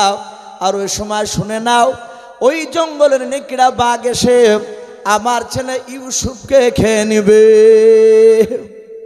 ওগো আমার ছেলেরা, আমার ইউসুফকে নিয়ে যেও না, আমার চরম ভয় হতেছে। ওয়াখাফু, ইয়াকুব নবী বলেন, আমার চরম ভয় হতেছে, আমার ইউসুফকে নেকড়ে বাঘে খেয়ে নেবে। হযরত ইউসুফের বাপজি ছেলেরা, তার ভাইয়েরা, ইয়াকুব নবীর ছেলেরা, তারা সকলে বলেছিল, ক্বালু, তারা সব ভাইয়েরা বলেছিল, লাইন আকালাহু যিবু, তারা বলেছিল, ওগো আমার আব্বাজান, যদি আমাদের ছোট ভাই ইউসুফকে যদি নেকড়া বাঘে খেয়ে নেয়, নাহনু উসবাতুন ইন্না ইযাল লাখাসিরুন, তাহলে আমরা সকলেই ক্ষতিগ্রস্তের মধ্যে হয়ে যাব। বলুন আলহামদুলিল্লাহ। তারা যুক্তি খাড়া করে বলেছিল, আব্বা আপনি চিন্তিত হবেন না, আপনি কাঁদবেন না, ভয়ের কোনো কারণ না। আমরা 10টা ভাই ইউসুফকে মাঠে যদি নিয়ে যাই, আমরা 10 ভাই ইউসুফকে আমরা পাহারা দিয়ে দাঁড়িয়ে থাকব, জঙ্গলের একটা বাঘ কেন 10টা বাঘ এসে আমাদের কাছ থেকে ইউসুফ ভাইকে কেড়ে নিতে পারবে না। হযরত ইয়াকুব নবী আলাইহিস সালাম দেখলে এরা বারবার যখন এরা দায়িত্ব নেব বলছে, আর ওরা বলল ইউসুফকে খেয়ে নিলে আমরা ক্ষতিগ্রস্তের মধ্যে হয়ে যাব।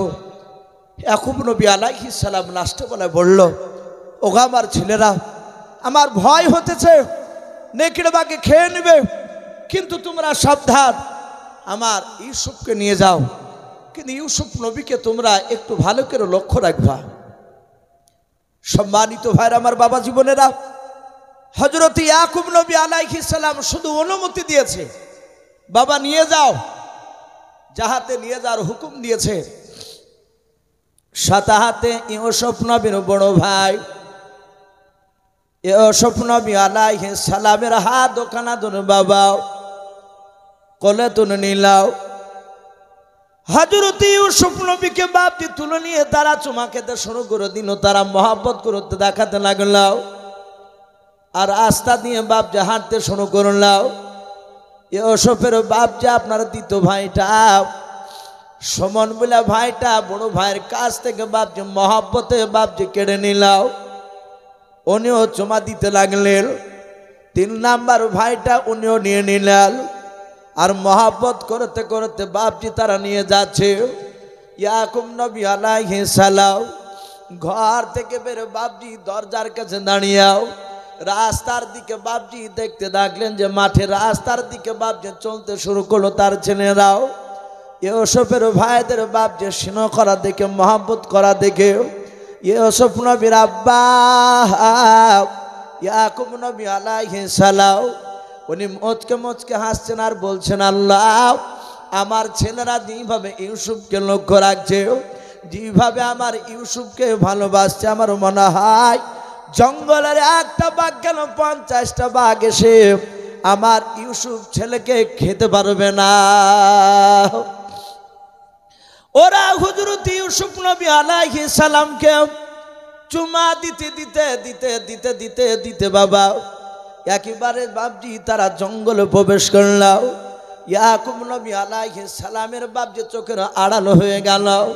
ইউসুফের ভাইয়েরা তারা পেছন দিকে ঘুরে দেখল, আর আব্বাকে দেখতে পাওয়া যায় না। সেই সময় হযরত ইউসুফ নবী বাপজি সুমন বুলাজি ভাইটা, যে ভাইটা প্রথমে ইউসুফের স্বপ্নের কথা বাপজি শুনে নিয়েছিল, ওই ভাইটা জঙ্গলে মাঠের ভিতরে নিয়ে গিয়া কাঁধে করে বাপজি যখন ধরে নিয়ে বসেছিল, ইউসুফ নবীর পা দুখানা ধরে বললাম, ওরে ইউসুফ ভাই, তোকে আমরা ছলবল কৌশল নিয়ে এসেছি হত্যা করার জন্য। হযরত ইউসুফ নবী বলেন, ভাই হত্যা কেন আমাকে করো বাপ? সাতাতে বলেছিল, ভাই রে, তুমি স্বপ্ন দেখেছ তুমি নাকি উচ্চ সম্মানের অধিকারী হবা, আল্লাহ নাকি তোমাকে করবে। আমাদের এতগুলো ভাইয়ের মধ্যে সেই সম্মান জায়গায় আমরা পাবো না, তাই তোমাকে হতে দেব না। ওরে ভাই, আমরা ছলবল কৌশলে তোমাকে মাঠে নিয়ে এসেছি, আমরা হত্যা করে ফেলব। ইউসুফ নবী আলাইহিস সালাম শোভনের হাত ওখানে ধরে বলেছিল, ভাই আমাকে তোমরা ফেলো না, মেরো নাও, হত্যা করো নাও। কিন্তু বাবা শুনলো নাও। ইউসুফের বাপজি সুমন বলে, ভাইটা ইউসুফের পা দোকানা ধরে মাটির দিকে বাপজি টান মেরে ছুঁড়ে ফেলে দিলাও।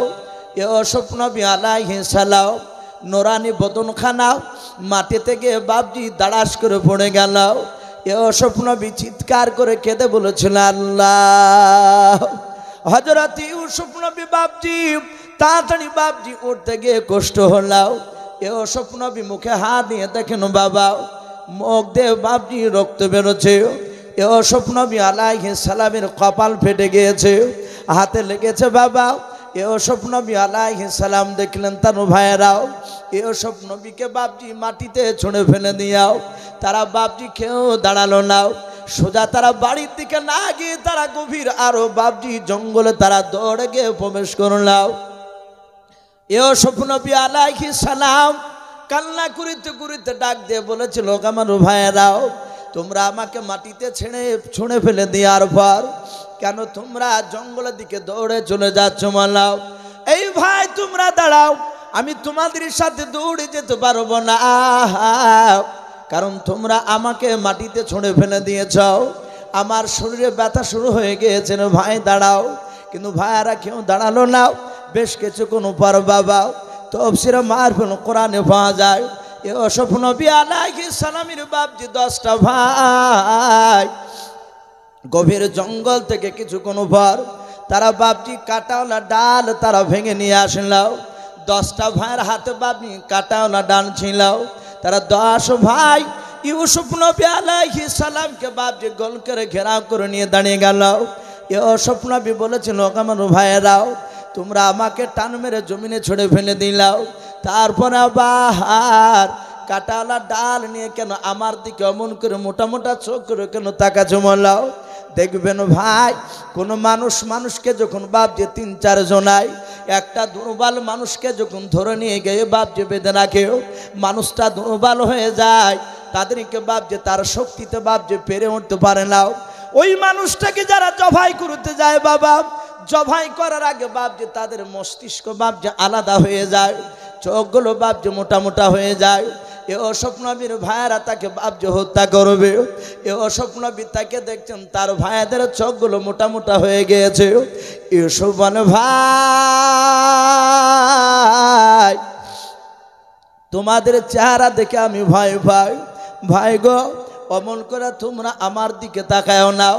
তাফসীরে পাওয়া যায় ইউসুফ নবীর বাপজি আপনার ওই যে আপনার বাদী বলে যে বাপ যার একটা মা ছিল, ইয়াকুব নবীর আর একটা বাদীর যে 4টা সন্তান ছিল, তারা তাড়াতাড়ি বাবা ইউসুফের বাপ যে জামাটাকে খুলে ফেললাও।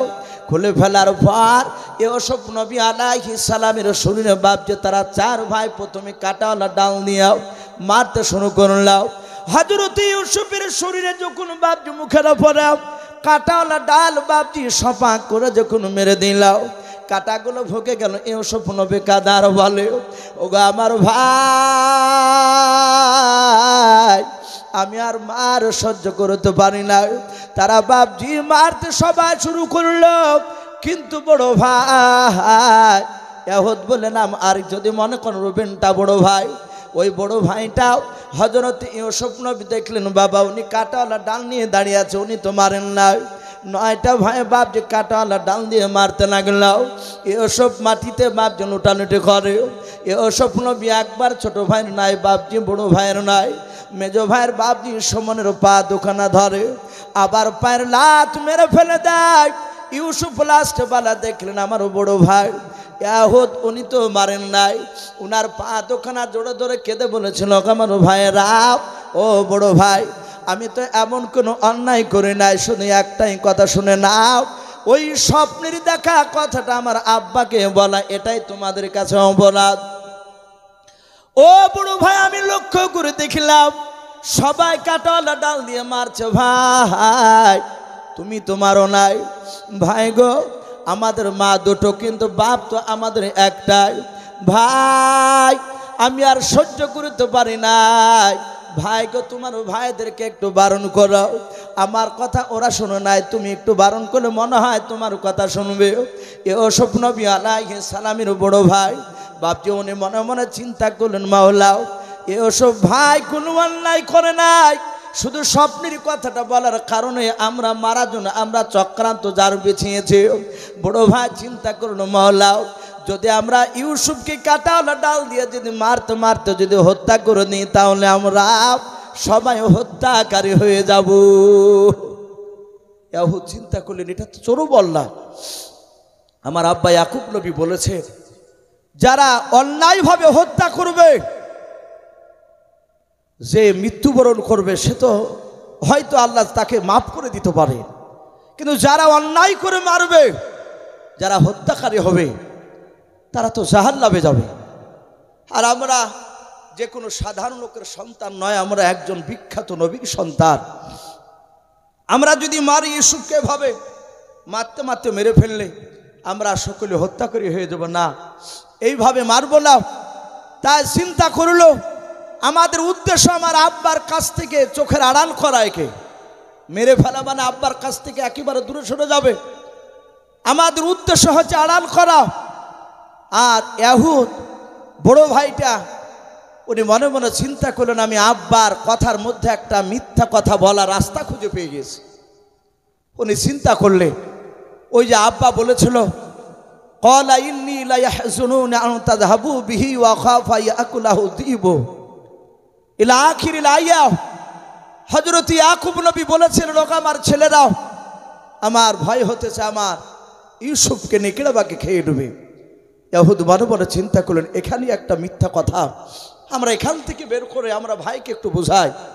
সাথে হাতে তার ভাইদেরকে বলল, আমার ভাইয়েরা শুনে নাও, আমরা ইউসুফকে এইভাবে মারতে মারতে যদি শেষ করে দিই, তাহলে আমরা সকলে হত্যা করে হয়ে যাব।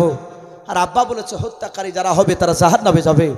আমরা নবীর সন্তান হয়ে আমরা জাহান্নামে যেতে চাই না।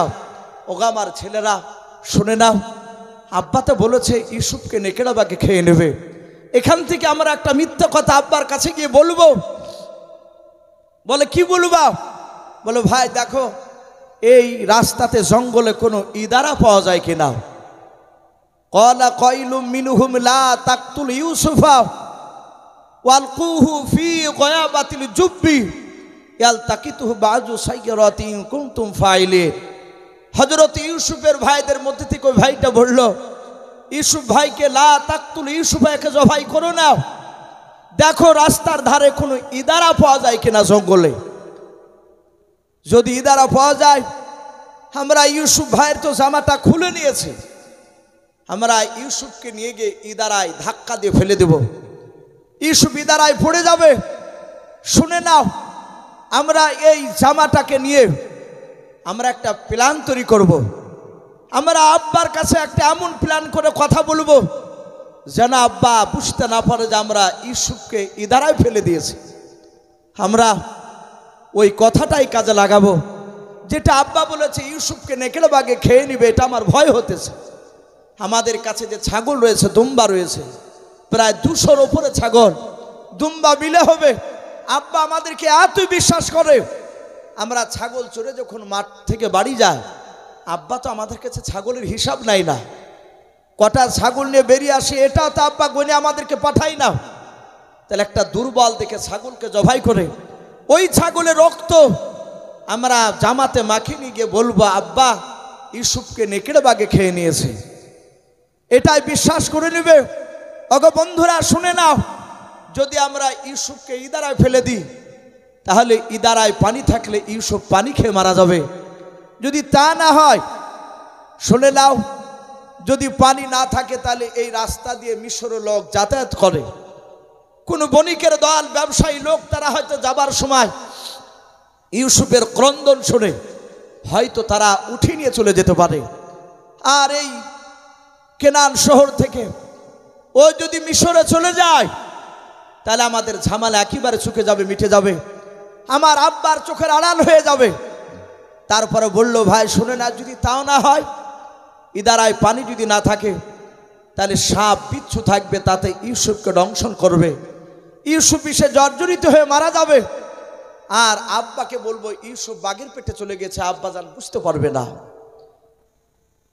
হযরত ইউসুফের বড় ভাই, তার কথায় যুক্তি আছে বলে বাপজি তারা সকলে মেনে নিল।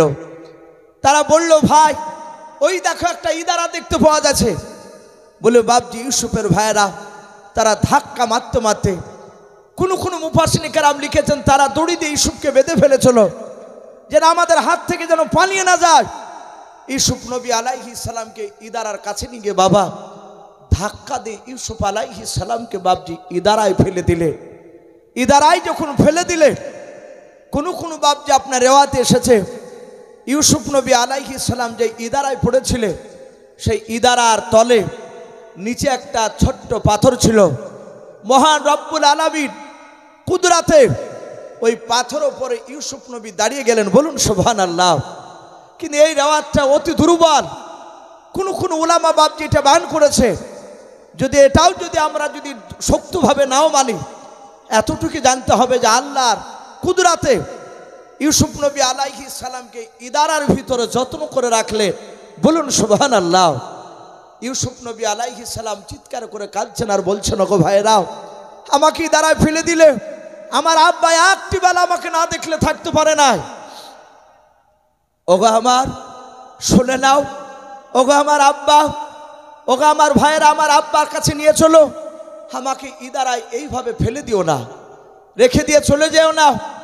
সঙ্গে সঙ্গে বাপজি আপনার যখন এই কথা বললো, তারা বলল, তোকে আমরা তোলার জন্য ফেলে নাই, ইদারায় ফেলে দিয়েছি, আব্বার কাছে গিয়ে বলবো আমরা অনেক ভাই আছি, তোর কথা একবারে জিজ্ঞাসা করবে না আশা করে। আর যদি জিজ্ঞাসা করে তাহলে এই জামাটা নিয়ে গিয়ে আমরা মিথ্যা অভিনয় করে আব্বার কাছে গিয়ে বলবো। হযরত ইউসুফ নবী আলাইহিস সালামকে বাপজি রেখে দিয়ে চলে গেল। ইয়াকুব নবী আলাইহিস সালাম উনি রাস্তার ধারের বাপজি দরজার গুড়িতে দাঁড়িয়ে দাঁড়িয়ে বারবার তাকাচ্ছিলেন, ইউসুফ ছেলে আবার কখন আসবে। পাঠিয়ে দিয়েছে, একবার ঘরে যে আবার দরজার গুড়িতে আসে, দেখলেন সারা দিন পার হয়ে গেল। রাত্রিবেলায় ইউসুফ নবীর বাপজি আপনার ভাইয়েরা 10 জনায় তারা মিথ্যা অভিনয় করে তারা প্ল্যান করেছিল যে আমরা প্রথমে আব্বার কাছে কাঁদতে কাঁদতে যাব। এরা কাঁদতে কাঁদতে গিয়ে তারা রক্ত মাখানো জামাটা নিয়ে ইয়াকুব নবীর কাছে হাজির হলো, বলুন আলহামদুলিল্লাহ। বাপজি আমার সোনা লালেরা, কাদর সব কাঁদন বাপজি সত্য হয় না। এক শ্রেণী মানুষ দেখেন যারা দুষ্ট হয়, তারা মিটিং মজলিসে হাওমাও করে কাঁদে, লোকেরা তার কাঁদনে বাপজি গলে যায়। কিন্তু কোরআন পাক আল্লাহ বলছে এক শ্রেণীর মানুষ তারা মিথ্যা অভিনয় করে কাঁদে, সেটা কোরআন প্রমাণ দিচ্ছে।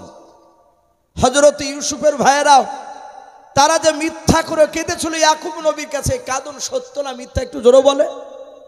এ কাঁদন মিথ্যা। এই জন্য বাপজি সব কাঁদন বাপজি সত্য হয় না, ওই কাঁদনের পিছনে ভয়ঙ্কর কিছু বাপজি লুকানো থাকে, মিথ্যা। হযরত ইউসুফ নবী ভাইয়েরা তারা রক্তর মাখা জামাটা নিয়ে কাঁদতে শুরু করেছে। ইয়াকুব নবী আলাইহিস সালাম ডাক দিয়ে বলেছিলেন, ওগো আমার ছেলেরাও, আমি তোমার সবাইতে তোমার ভাইদেরকে দেখতে পাচ্ছি, আমার ছোট ছেলে, তোমাদের যে ছোট ভাই আমার কলিজার টুকরা ইউসুফকে কেন দেখতে পাওয়া যায় না? ওরা 10 জনায় কাঁদতে কাঁদতে বলেছিল, আব্বা ইউসুফ আমাদের ছোট ভাই, আমরা রানের প্রতিযোগিতায় মাঠে গিয়ে নাম দিয়েছিলাম, আমাদেরই ছোট ভাই গ্রানের প্রতিযোগিতা নাম লেখাতে বললাম। উনি বললেন আমি খেলাধুলা নাম দেব না, আমি আজকে প্রথম এসেছি তোমাদের খেলাধুলা দেখব। ওগা বাপ, আমরা সবাই মিলে খেলাধুলায় নাম দিয়ে যখন দৌড়াতে শুরু করে দিলাম, আর এসব ভাই একটা গাছের গুড়িতে বসে থাকলাম। আমরা অনেক দূর যখন দৌড়ে চলে গেলাম, আমাদের ছোট ভাই এসব ভাই পেছন থেকে ডাক দিয়ে বলেছিল, ভাই ওগা বাপ,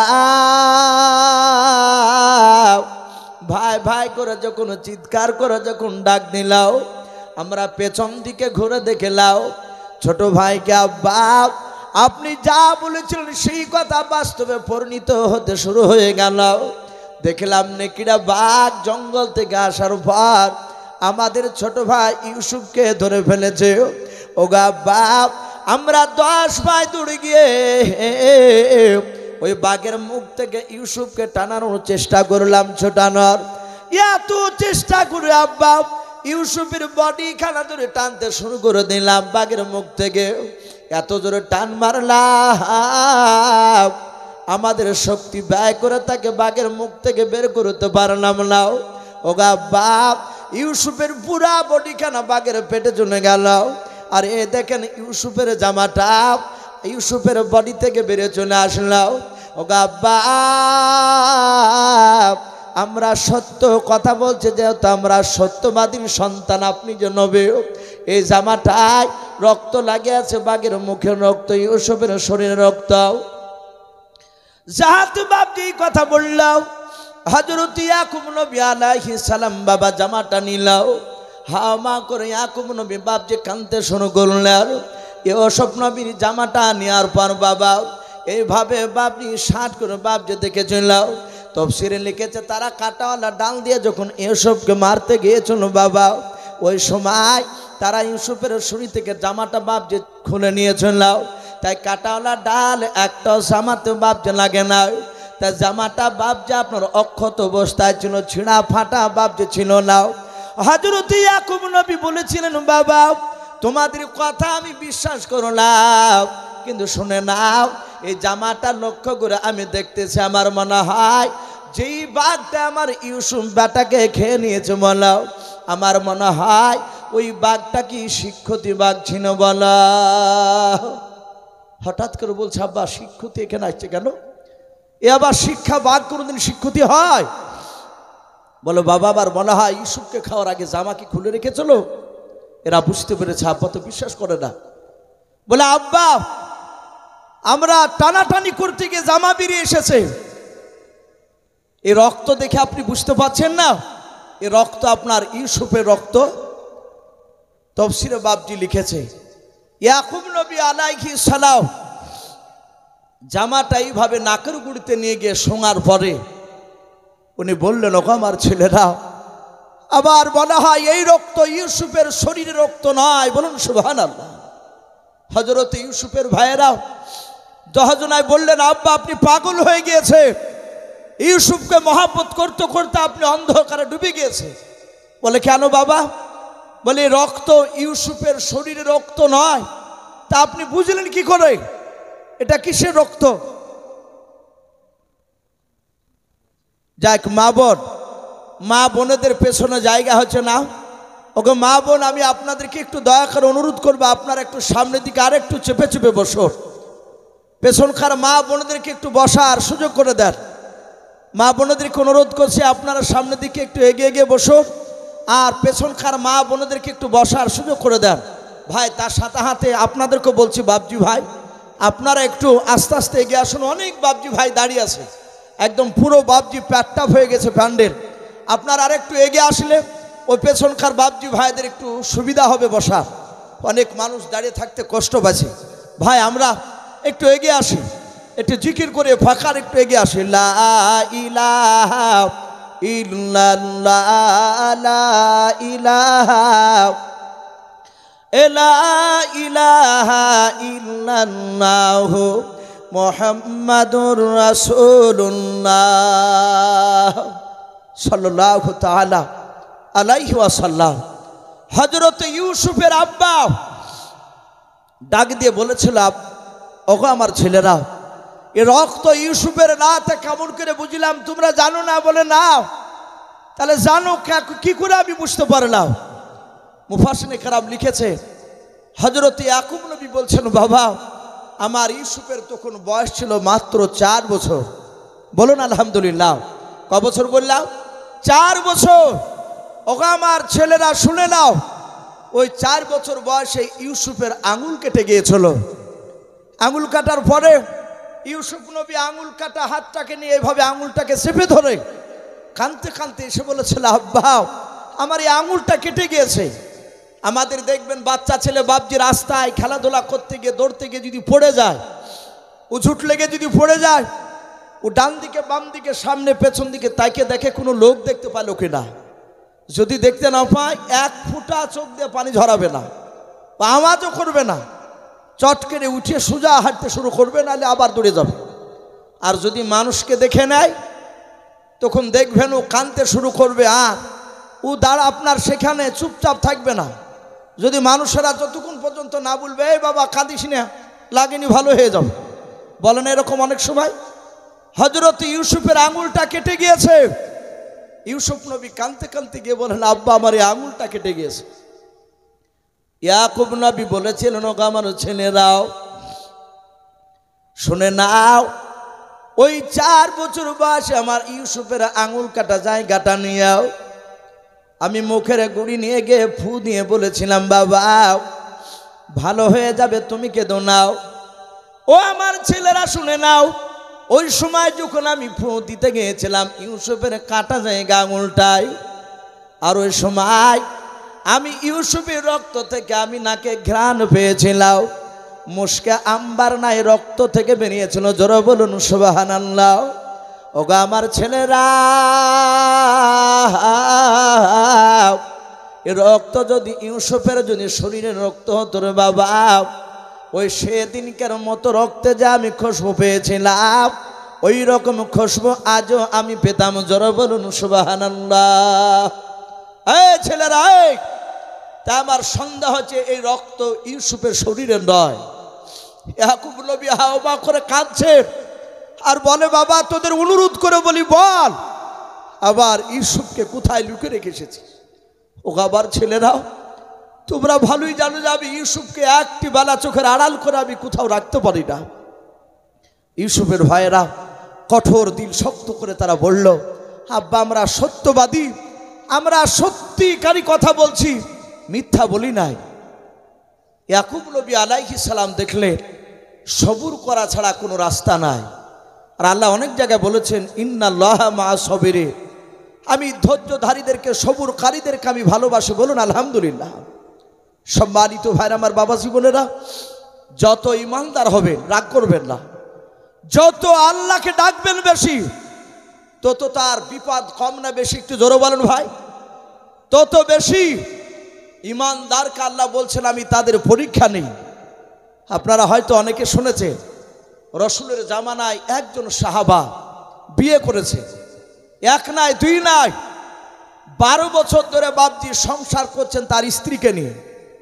এই 12 বছরের মধ্যে চুল পরিমাণ স্বামী স্ত্রীর মধ্যে বাপজি কখনো ঝগড়া হয় নাই, ঝামেলা হয় নাই।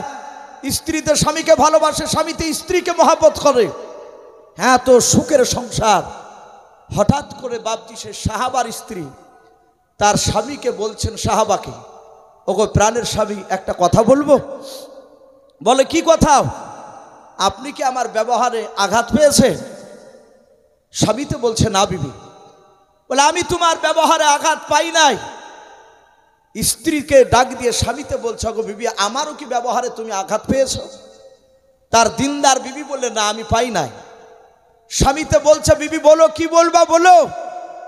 ডাক দিয়ে বলছেন, আমি যা চাইবো আপনি কি দিবেন? আমি একটা কথা বলবো, বলেন আপনি শুনবেন কিনা? বললেন, তুমি যা বলবে আমি তাই শুনবো। সাথে হাতে বাপজি বলল যে আপনি আমাকে 3 তালাক দিয়ে দেন, আমি আপনার সাথে সংসার করতে চাই নাই। সাহাবা অবাক হয়ে গেলে, যার সাথে কোনো ঝামেলা নাই, আমার বিবি আমাকে ভালোবাসে, আমি তাকে ভালোবাসি, আর হঠাৎ করে বাপজি তালাক কেন চাইল? তার স্বামী বলল, ওগো বিবি, আমি তোমাকে তালাক দেব, কিন্তু এখানে নয়, আমি রাসূলুল্লাহর দরবারে গিয়ে আমি তোমাকে 3 তালাক দেব। বিবি তো বলল, তাই চলো, আমি তাই নেব। রাস্তা দিয়ে বাপজি যেতে যেতে যেতে যেতে রাসূলুল্লাহর দরবারে যাওয়ার আগেই হঠাৎ করে বাপজি দেখলেন সাহাবার পায়ে বাপজি উঁচু মাটি কিংবা পাথরে উঝুট লেগে বাপজি একটা আঙুল ফেটে গিয়েছে, ফেটে রক্ত বেড়ে গেছে, যাহাতে লেগে গিয়েছে। আর অমনি বলেন ইন্না লিল্লাহ। কি বলতে হয় না ইন্না লিল্লাহ? আমরা পড়ে গেলে উঝুট হাত থেকে পড়ে গেলে ও যা, ও মা বলি না অনেকে, অথচ অনেক নামাজি অথচ এই কথা বেরিয়ে পড়ে। এটা বলবেন না। পড়ে গেলে, কারেন্ট অফ হয়ে গেলে, বিপদ হলে অমনি সাথে হাতে পড়বেন ইন্না লিল্লাহ। শুধু মৃত্যুতেই পড়তে হয় তা নয়, যাহাতে সাহাবা ইন্না লিল্লাহ পড়লে সাথে হাতে বাপজি বসে পড়লে ওনার দিনদারিনী বিবি যে তালাক নিতে যাচ্ছিলেন, উনি সাথে হাতে বাপজি কাপড়ের একচলকে বাপজি ছিঁড়ে আঙুলে বেঁধে দিলেন। বেঁধে দেওয়ার পরে বলছেন, আরে বিবি, আমি একাই হাঁটতে পারবো না, তোমার কাঁধটা আমাকে দাও, তোমার কাঁধে আমি ভর দিয়ে একটু হাঁটে রাসূলুল্লাহর দরবারে যাব। তুমি তো তালাক চেয়েছো। যাহাতে বাপজি কাঁধে বাপজি আপনার হাত দিলে দিয়ে রাসূলুল্লাহর দিকে না গিয়ে ওনার বিবি সোজা বাড়ির দিকে রওনা নিয়েছেন। বলুন আলহামদুলিল্লাহ। সাহাবা বলছেন, বিবি, রাসূলের দরবারে চলো, তুমি যে তালাক চেয়েছো আমি ওখানেই তোমাকে 3 তালাক দিব। বলছেন, ওগো স্বামী, আমি আপনার সাথে আজ থেকে আর কোনোদিন তালাক চাইবো না। বলুন আলহামদুলিল্লাহ। বলে কেন? বলে, স্বামী শুনে নাও, আমি রাসূলুল্লাহর মুখে শুনেছি যাকে আল্লাহ ভালোবাসে তাকে বিপদ দেয়। আমি তোমার সাথে 12 বছর ধরে ঘর সংসার করলাম, এই 12 বছরের মধ্যে একটা দিন আমি তোমাকে বিপদ হতে দেখি নাই। তা আমি চিন্তা করেছি তুমি আল্লাহর কাছে দামি হতে পারোনি, তাই যে আল্লাহর কাছে দামি হতে পারেনি আমি তোমার কাছে সংসার করবো না বলে আমি সিদ্ধান্ত নিয়েছিলাম। যখন যেতে যেতে অঝুট লাগলো, বুঝতে পেরেছি আজ থেকে তোমাকে আল্লাহ ভালোবাসতে শুরু করেছে, আমি তোমার সাথে এখন সংসার করব। জোরে বলুন সুবহানাল্লাহ, আরো জোরে বলুন সুবহানাল্লাহ। সম্মানিত ভাই আমার বাবাজি বোনেরা, ইমানদার যারা হয় তাদেরকে বাপজি আপনার পরীক্ষা নেয় মহান রব্বুল আলামিন। ইয়াকুব নবী আলাইহিস সালামকে বাপজি আপনার পরীক্ষায় ফেলেছিলেন। তা আমি আপনাদের সকলকে বলবো বাপজি, এই ইউসুফ নবী আলাইহিস সালাম ইদারায় পড়ে থাকার পরে উনি ওখান থেকে আমরা সকলেই বাপজি শুনেছি। কারণ ভাই আমি প্রথমেই বলেছি ইউসুফ নবীর ঘটনা সম্পূর্ণ বলা সম্ভব হবে না একটা স্টেজে। তো যাই হোক, সময় পর্যন্ত বাপজি যতটা হবে ততটা আলোচনা করার বাপজি আপনার কথা। আমি আপনাদের সকলকে বলবো, মহান রব্বুল আলামিন তার ইশারায় ইউসুফ নবী আলাইহিস সালামকে ইদারায় শুধু বেঁচে রেখেছিলেন তা নয়, ইদারা থেকে রব্বুল আলামিনের ইশারায় মিশরে নিয়ে গিয়ে মহান রব্বুল আলামিন তাকে মিশরের বাদশা পর্যন্ত বানিয়েছিলেন। বলুন আলহামদুলিল্লাহ, আরো জোরে বলুন আলহামদুলিল্লাহ।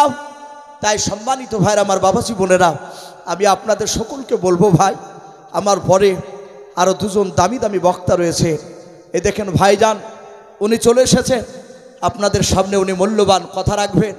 আমি প্রতিটা বাপজি ভাইদেরকে বলবো, মা বোনদেরকে বলবো, ভাই এই এলাকার মানুষ যারা আপনারা এখানে আছেন, আশা করি এ যতগুলো মানুষ আছে আশা করি হয়তো 2-4টা লোক বাদ দিয়ে আশা করি প্রায় মানুষ বাপজি আমাকে চিনে। এক বাক্যে ইউসুফ বললে প্রায় মানুষে চিনে। আপনারা আমাকে ভালোবাসে। আমি দেখেছি একই গ্রামে 8 বার 9 বার করে নিয়ে যায় মানুষ। বাপজি কিছু মানুষের যখন মহাব্বত হয়ে যায় শুধু ওয়াজটাই দেখে না, সামনে এসে বাপজি বসলি মানুষের জান জুড়ে যায়। এ দেখেন আপনাদের এলাকায় জালসায় এ আব্বা জানে বাসার সাহেব, আপনাদের এলাকার যে বাপজি রত্ন, ওনাকে জালসাতে বাপজি কিছু কিছু জালসা যদি দেখতে না পাওয়া যায় তো মনটা ভালো লাগে না। থাকলে মানায় যে হ্যাঁ সব জায়গায় দেখতে পাওয়া যায়। মানুষের মহাব্বতটা সবচেয়ে বড় জিনিস। তো যাই হোক ভাই, আমি আপনাদের জন্য দোয়া করব, আপনারা আমার জন্য দোয়া করবেন। আল্লাহ রব্বুল আলামিন আপনাদেরকে এবং তার সাথে হাতে হতভাগা মহান রব্বুল আলামিন এর আমি গুনাহগার বান্দা, আমাকেও জানো এ সকলকে যেন মহান রব্বুল আলামিন ইন্তেকাল পর্যন্ত, মৃত্যু পর্যন্ত আল্লাহর সঠিক রাস্তায় যেন আমাদেরকে যেন রব্বুল আলামিন চালিয়ে নেন। বলুন আল্লাহুম্মা আমিন। এবং আপনাদেরকে এবং তার সাথে হাতে আমাকেও মৌতের সময় আমাদের যেন কলেমা পড়তে পড়তে যেন মৌত হয়। বলুন আল্লাহুম্মা আমিন। দোয়া করি প্রতিটা বাপজি ভাই মা বোনেরা আমরা যারা আছি, আল্লাহ যেন আমাদের সকলকে যেন কুকুর শিয়ালের মতো যেন মৌত থেকে যেন হেফাজত করুন। বলুন আল্লাহুম্মা আমিন। আল্লাহুম্মা আমিন। তো ভাই যাই হোক, আর লম্বা চড়া করবো না, বক্তা সাহেব চলে এসেছে, বক্তা বসে রেখে কথা বলে এটাও বাপজি বেয়াদবি। আমি প্রতিটা বাপজি ভাইদেরকে, মা বোনদেরকে শেষ কথা বলবো, আমরা যাই শুনি না কেন এই বক্তব্য শোনার সারমর্ম শেষ বাপজি একটাই উদ্দেশ্য, সেটা হচ্ছে নমাজ পড়া 5 ওয়াক্ত। আমরা সকলেই 5 ওয়াক্ত নামাজ পড়বো, বলুন ইনশাআল্লাহ। একটু হাত উঁচু করে বলুন ইনশাআল্লাহ। আল্লাহ কবুল করুন, বলুন আল্লাহুম্মা আমিন। যাদের বাপ মা বেঁচে আছে ভাই, একটু হাতে পায়ে ধরে বলবো ভাই, যাদের বাপ মা মরে গিয়েছে তাদের রহমতের দরজা বন্ধ। যাদের বাপ মা বেঁচে আছে তারা বাপজি চরম ভাগ্যবান। বলবো তাদেরকে বাপ মার খিদমত করবে, অন্যায় করে কথা বলে ক্ষমা চাইবে। অনেক সন্তান আছে বাপের পাহা দিয়ে চলে যায়, কথা বলে না, আঁকড়াই না। যদি বলা হয় যে ভাই তোর বাপকে কথা বলিস, বলে 4 বছর থেকে কথা বলি নাই, একটা প্রেস্টিজের ব্যাপার, ও কথা বলতে আমি পারবো না। বাপের কাছে প্রেস্টিজ নয়, ক্ষমা চাইবে, না হলে মৃত্যুর পর কবরটা জাহান্নামের গর্ত হয়ে যাবে। তাই সকলকে বলবো বাপ মার খিদমত করবেন। আর যাদের বাপ মা মারা গিয়েছে অনুরোধ করবো মাঝে মাঝে বাপ মার কবরে গিয়ে বাপজি একটু দোয়া করবে।